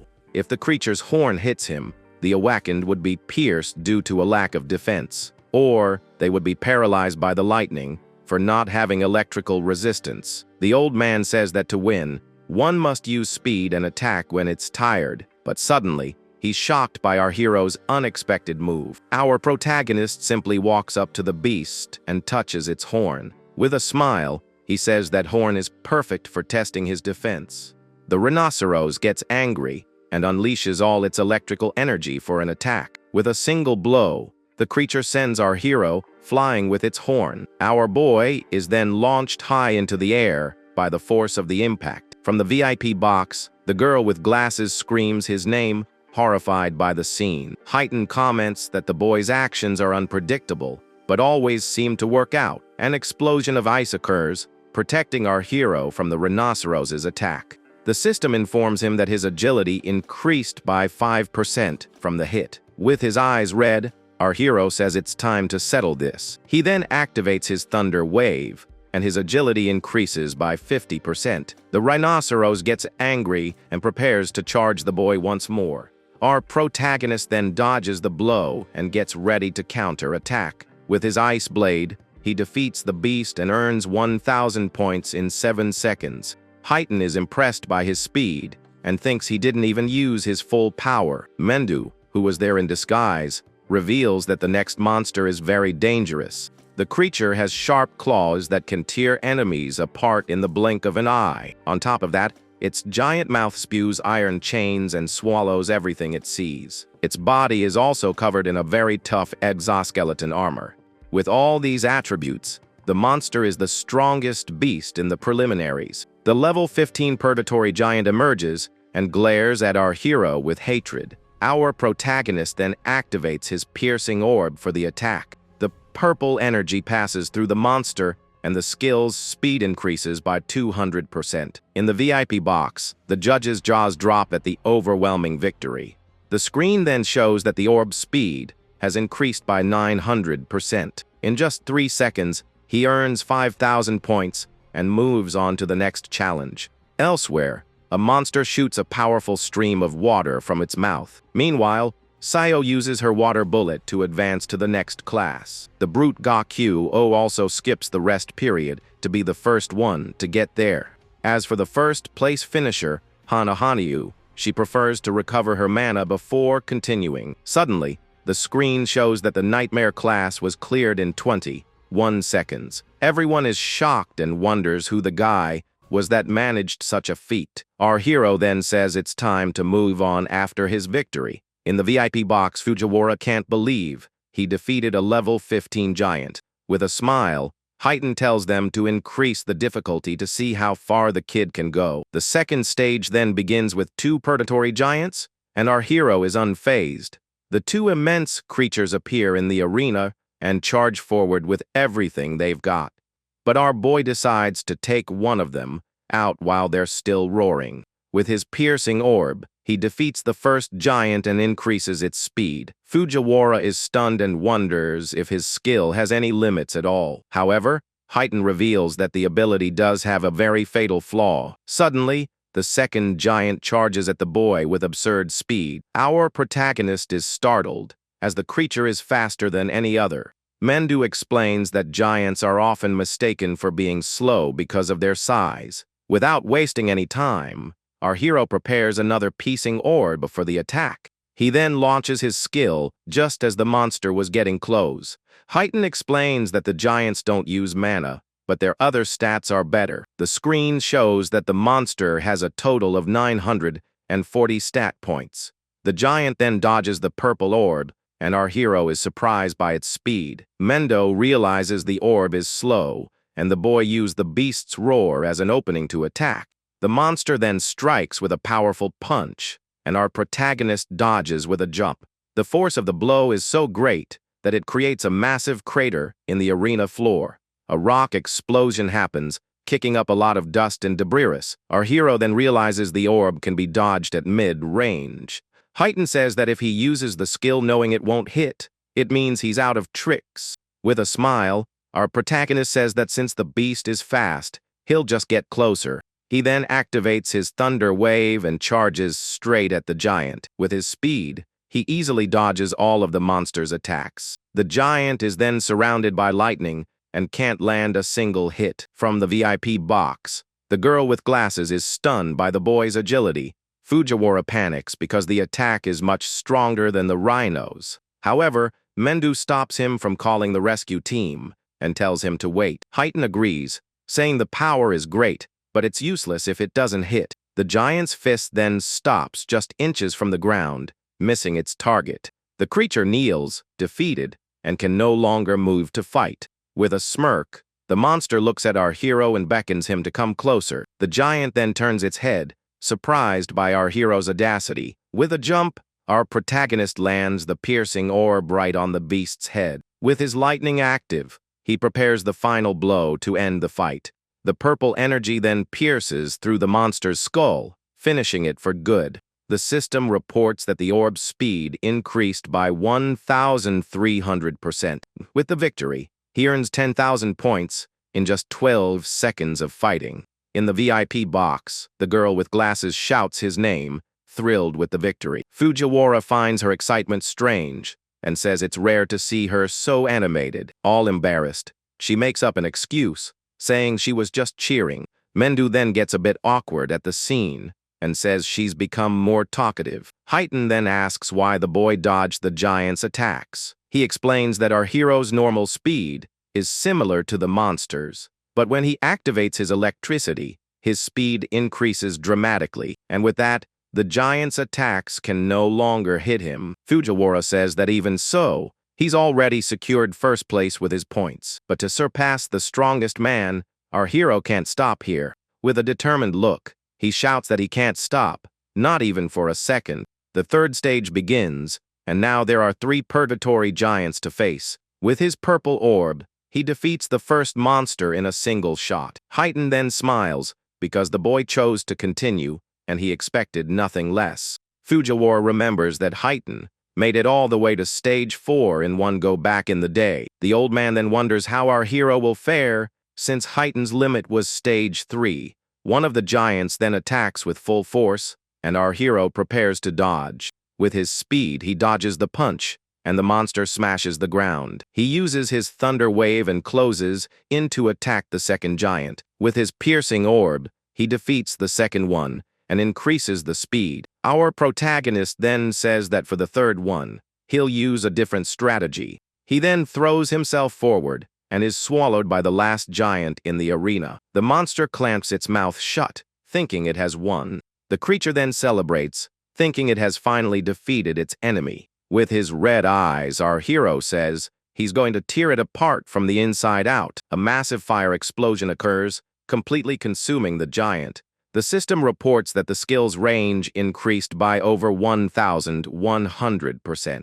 With the victory, he earns 15,000 points in 13 seconds of fighting. From the VIP box, Fujiwara is shocked because the boy used the same skill from the first phase. The fiery explosion sweeps the arena, leaving nothing of the last giant. Our hero is then exhausted, as his mana has completely run out, but he knows his skill's passive will recover his energy quickly. The fourth stage begins, and now there are 4 giants for him to face at once. Heighten says that if he passes this stage, he will surpass even his younger self. Heighten is anxious and wants to see how far the kid can go in this fight. Our hero realizes that as the orb's speed increases, so does its accuracy. With a few more boosts, he'll be able to hit the creatures from a distance, but he knows his mana is limited, and he can't afford to miss a single shot. Suddenly, one of the giants spews chains from its mouth and traps him. Our protagonist is surrounded by the chains and can't move. He's surprised by the attack, as he didn't expect chains to come out of the beast's mouth. The giant then pulls him in and hits him with a powerful punch. The blow sends him flying into the arena wall with great force. Unable to move, he's caught by the monster and is in a bad spot.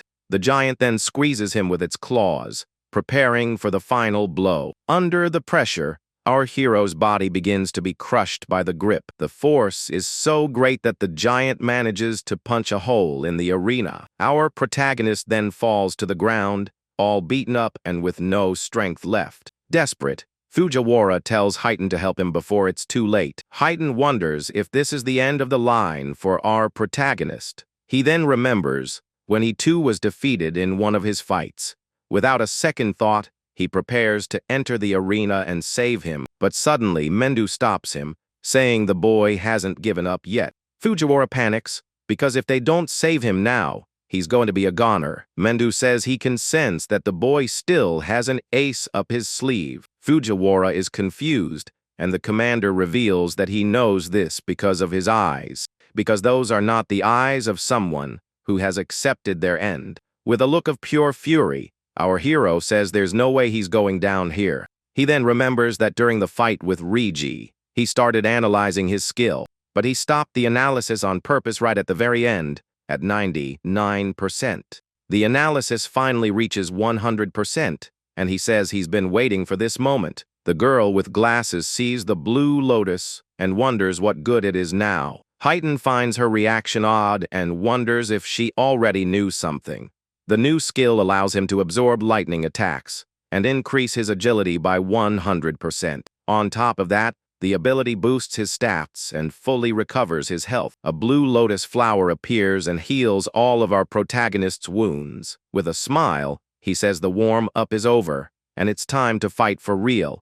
Fujiwara is shocked because he recovered faster than a healer. With his new powers, he easily defeats the giants of the 4th stage. The screen shows that he completed the challenge and earned 20,000 points. Without wasting time, he defeats another giant with his piercing orb. Now his orb travels at 27 meters per second, and he moves on to the next. He then defeats the monsters of the 5th stage and earns 25,000 points. In the 6th stage, he defeats 6 more giants and earns another 30,000 points. In the VIP box, the judges are left speechless and completely exhausted by the fight.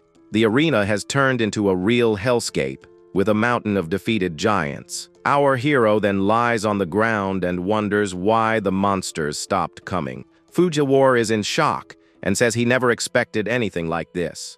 With no other choice, he presses the emergency button to stop the challenge. With the microphone in hand, he informs our boy that the test is over. The old man then reveals that he defeated every single giant they had in stock. Atop the pile of monsters, Fujiwara shouts that he took out all the giants. Our hero is confused and asks how, since he thought there was no limit. Tired, he wonders how many points he scored and hopes to close the gap with Taiwajan. But he accomplished his goal of increasing the speed of his piercing orb. Now the skill travels at 38 meters per second, faster than a car. With his blue aura still active, our protagonist stares at the empty arena. His eyes glow with power, but he seems to be thinking about something else. Suddenly, he remembers an important detail he had completely forgotten. Since he doesn't level up, the monster's experience turns into karma stones. In the VIP box, Heighten is shocked by the blue stone,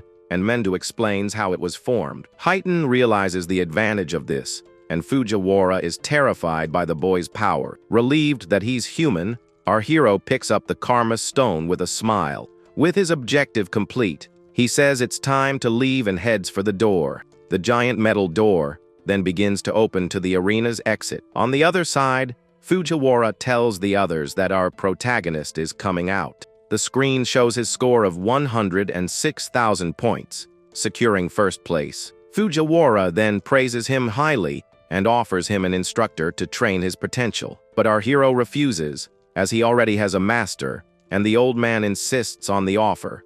Heighten then butts into the conversation and tells Fujiwara to stop bugging him. He also thanks him for taking care of the goons, and Heighten says he only punished those who broke the rules. Heighten then reveals that he is a student of Mendo Izumi, which is why he helped. Fujiwara's jaw drops, and our hero thanks Heighten for the help. With a smile, Heighten confirms the information, leaving the old man even more shocked. Our protagonist then turns and greets his master who was there. The girl with glasses congratulates him and offers to call Aja if he's injured. With a smile, he says he's fine and just needs some rest to recover. Fujiwara understands everything and remembers that Mendo's other student also cleared stage 2. Our hero then asks if Taiwa also reached stage 6 of the tournament. The old man explains that the second phase has only just truly begun for the others.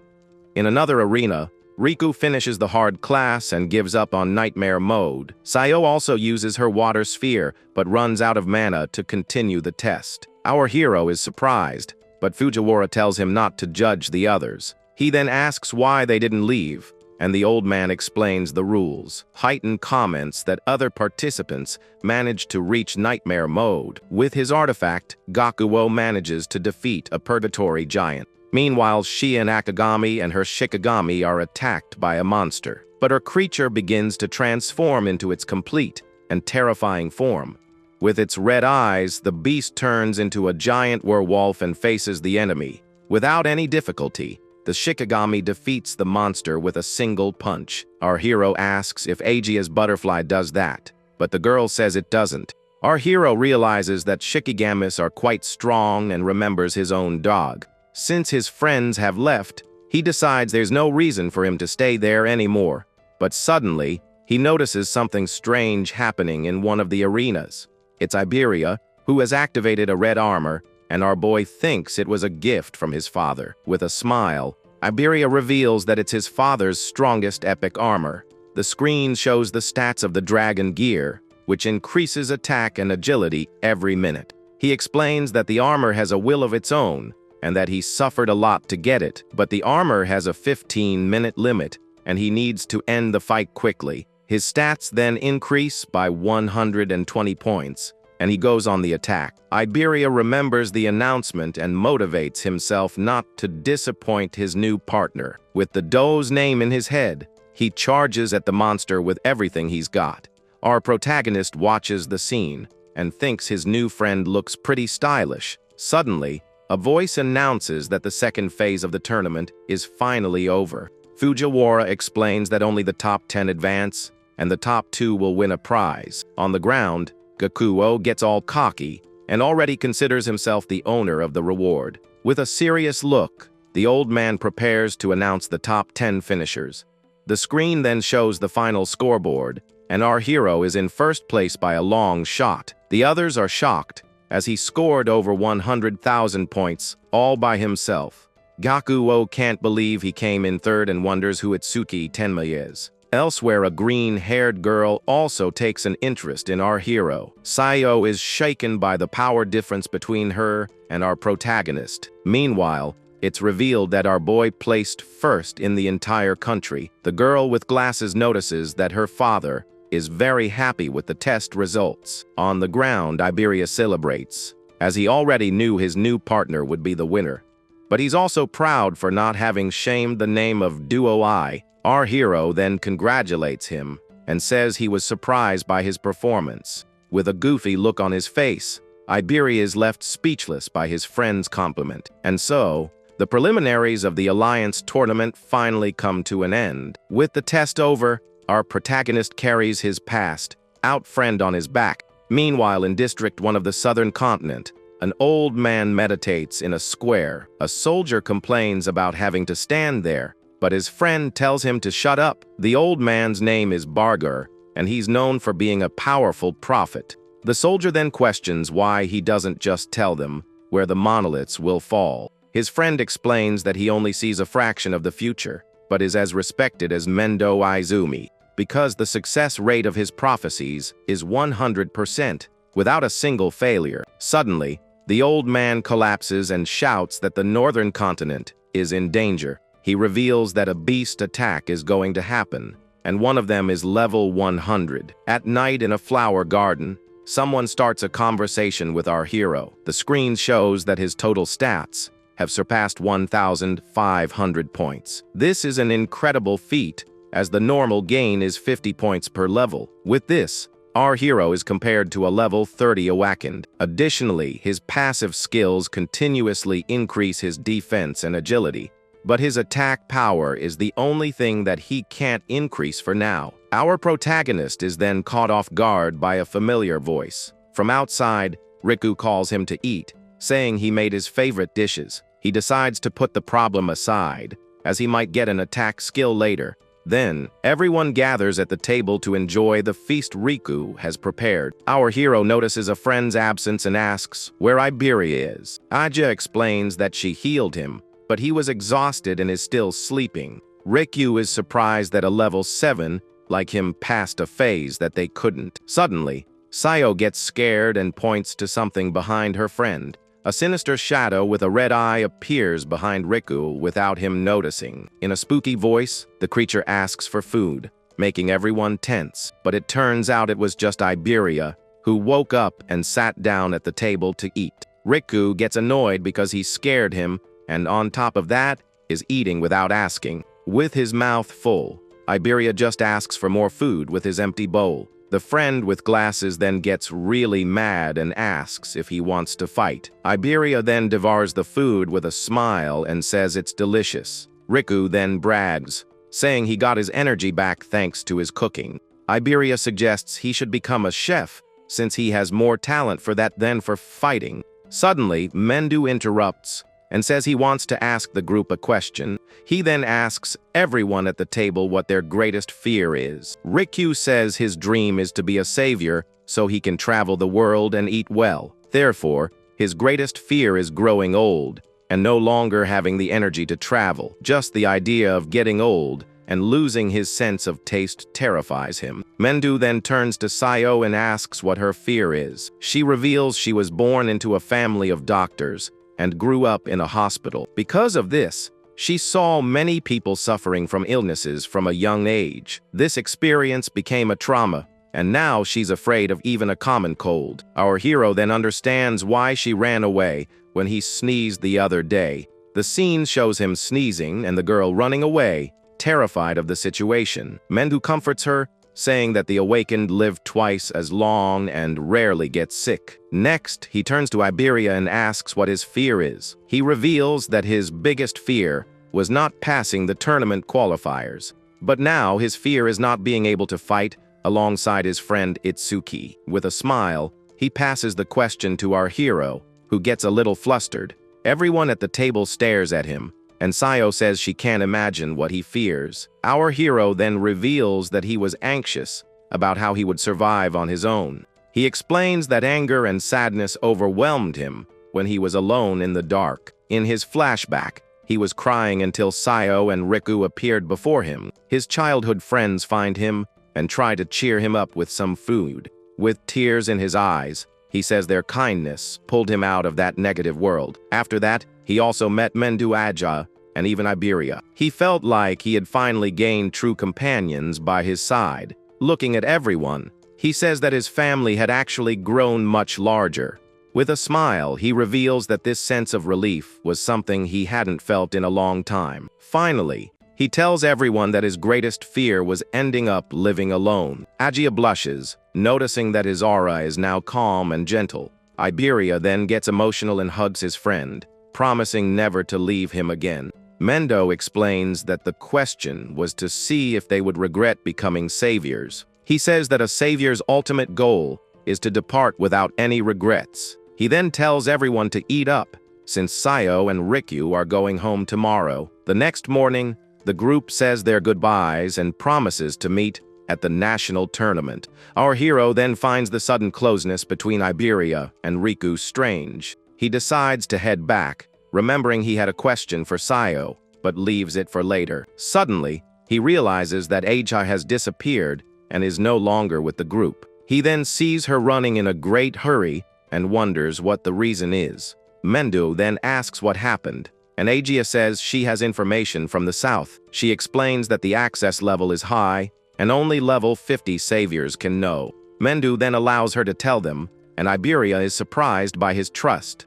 Aja reveals that a prophecy was made by the commander of the southern continent. Our hero doubts the prophecy, but Iberia says it's like a confirmed future. Aja asks her father to leave the north, but he says he is the target of the attack. Because of this, he would serve as the perfect bait to attract the beasts. She insists that he flee, but our protagonist agrees and offers to fight. Mendu makes up his mind and asks our hero to do something else instead of fighting. Our boy's mission is to protect Iberia's father, the most skilled craftsman. Our protagonist finds this strange and thinks his master wants him away from the fight. Mendu then turns to his daughter and reveals he has 3 requests for her.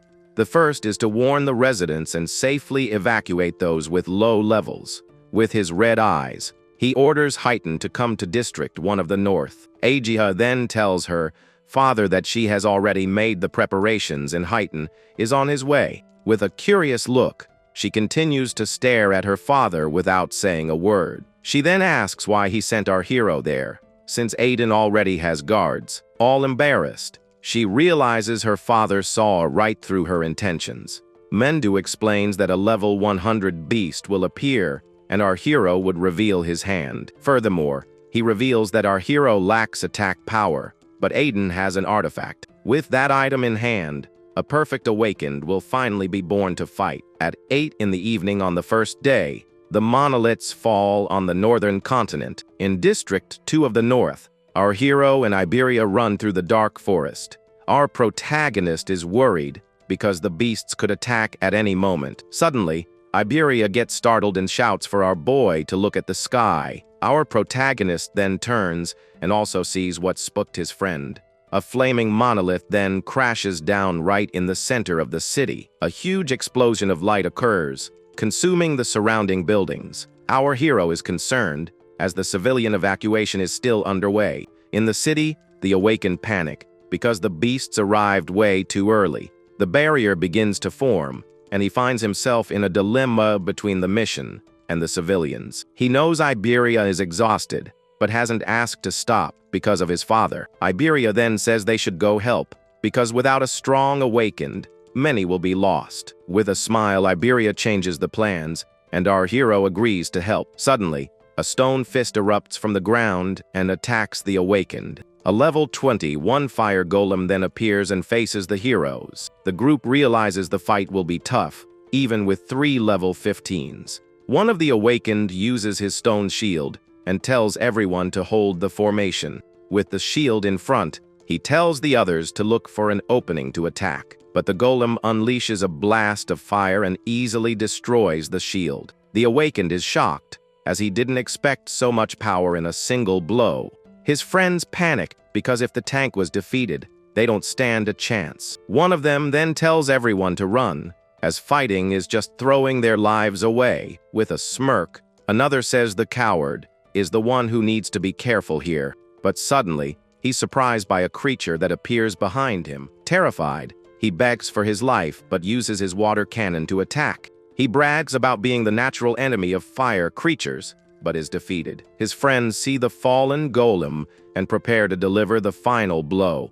But the one who attacked gets cocky and says he'll finish the beast himself. Suddenly, the golem gets back up and glares at the awakened with a look of hatred. The monster then unleashes a massive fire blast, and everyone thinks it's the end. But a wall of ice appears, protecting the awakened from the golem's attack. With the arrival of reinforcements, one of the Awakens says everything will be okay now. Our hero then tells Iberia to evacuate the civilians, and his own defense increases. Iberia brags and says that one day he'll be stronger than Jin Taiwa himself. One of the Awakened gets annoyed by the boy's audacity and calls him a brat.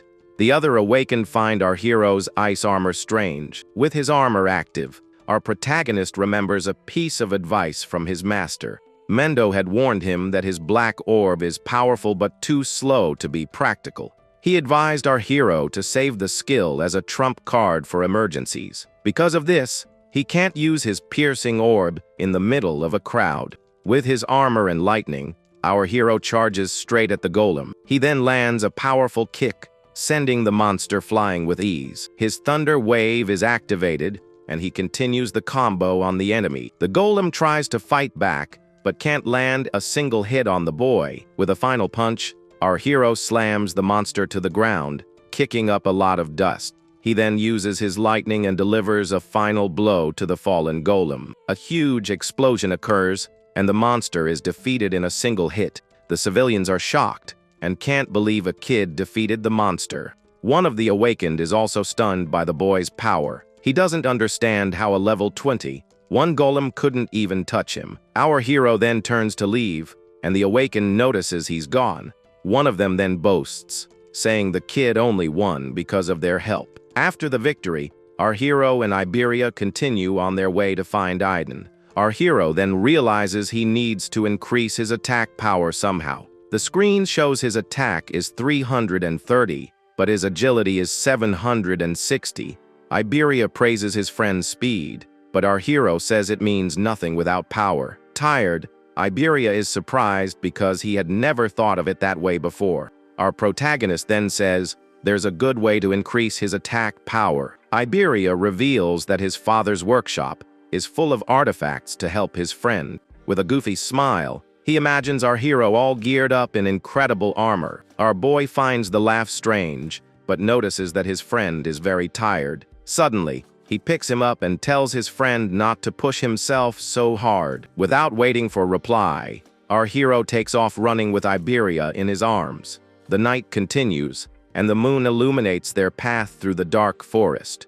They finally arrive, and Iberia complains that his arms nearly fell off on the way. Iberia explains that his father lives in the forest because the city is too noisy. He also reveals that the house is full of traps, and our hero can sense the mana. His friend tells him to stay close, but our boy knows he can dodge them with his senses. With a smile, Iberia brags that it's finally his turn to lead the way. He then starts walking confidently along the path, covered in dry leaves.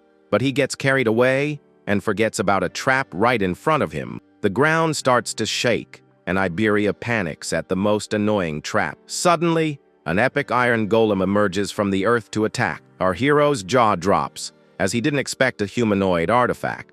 Without wasting a moment, the creature charges and attacks Iberia with a powerful punch. But our hero dodges with a jump, saving his friend from the golem's blow. The impact of the punch creates a crater in the ground and kicks up a lot of dust. He gets annoyed that even an artifact has more attack power than him, but he can't destroy it. Our protagonist then asks if there's a way to stop the creature. Iberia reveals that the karma stone on the golem's chest is its weak spot. With a smile, our hero activates his thunder wave and goes on the attack. With his speed, he dodges the blows and hits the golem's weak spot. He gets close and prepares to rip out the karma stone with his bare hands. Using his lightning, he phases through the iron armor and gets close to the stone. He then rips out the golem's power source, deactivating it instantly.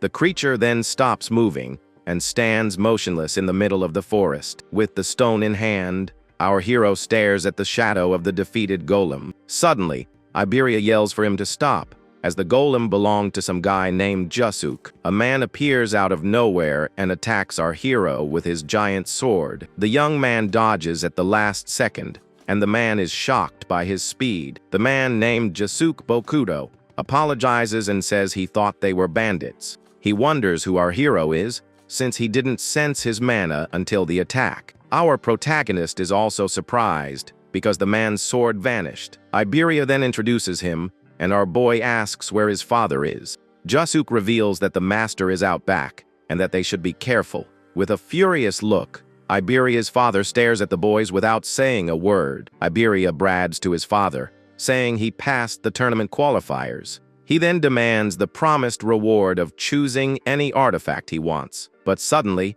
his father slaps him across the face, leaving him in shock. Iberia then asks why he hit him, and the old man gets even angrier. The craftsman yells at him, accusing him of stealing his dragon gear. The old man explains that using the armor for too long has serious consequences. Furious, Iberia swears he'll never use anything made by him again and storms off. The craftsman then turns to our hero and asks if he's Mendo's student. Our protagonist introduces himself and explains the reason for his visit. The old man finds it strange, as Mendo rarely takes on disciples to train. Suddenly, he notices something and stares at our hero with a surprised look. The screen shows that the old man realized our boy's level is fixed. The craftsman asks if he's faking his stats, and our hero denies it. With a serious look, the old man understands why his master requested that specific item. He reveals that his master always demands something in return for his favors. Our hero is confused, because his master never mentioned anything about a deal. The old man then reveals that his master requested an item in exchange for protection. Our hero is surprised and wonders why his master would ask for a defective product. The craftsman explains that the critical crystal was made to increase an Awakenid's attack, but suddenly a crack appeared and the item became a broken product. The broken critical crystal increases attack by 10 times, and the critical rate resets. With the help of the item, our hero now has a way to boost his attack power. The old man understands his master's move and says the item is perfect for him. With the item in hand, our hero's attacks will be strengthened tenfold. He then equips the item, and a golden aura completely envelops him. He realizes that the critical rate only increases by defeating stronger enemies. The screen shows the item's details and how it works for our hero. With a smile, our hero says thanks, and that the item will be a huge help. The old man says there's no need to thank him, as they both fight for humanity. Suddenly, an attack occurs, and Jusuk is sent flying by a single blow. Our protagonist then dodges the attack and prepares for a fight. Iberia is startled by the surprise attack and wonders what just happened. Suddenly, a green barrier appears, surrounding the entire dark forest. The old man finds it strange, since only the commanders of the 5 continents know his location. Josuke warns everyone to stay back, because the beasts are coming. With his eyes glowing, our hero senses something approaching at high speed. He can sense 6 monsters approaching, but suddenly there are 8. A level 14 one-horned demon appears and charges to attack. Our protagonist then dodges the blow and prepares to counter-attack. With his ice wall, he protects himself and easily defeats the creatures. He realizes he can't use his lotus because the explosion could be dangerous. Josuke would also be hit, as he's too close to the battle. On top of that, Iberia and his father are hiding in the cabin right behind him. The skill could hit them both, so he can't risk it. In the midst of the monster horde, he realizes that fighting alone is better. Suddenly, he senses a new wave of magical power, much stronger than before. A level 24-2 horned guardian beast emerges for the fight. Elsewhere, the demons prepare to send the first wave of attack. One of the leaders asks which of the 8 demon kings will command the main force. With an eye he left behind, he had noticed our hero's existence. One of the 8 demon kings, named Yama, Raja, volunteers for the mission, but the leader decides to send a demon general instead, not wanting to risk losing his eye. He then decides to hand over command of the main force to another demon. The chosen one is one of the 8 demon kings, a giant man-eating ape.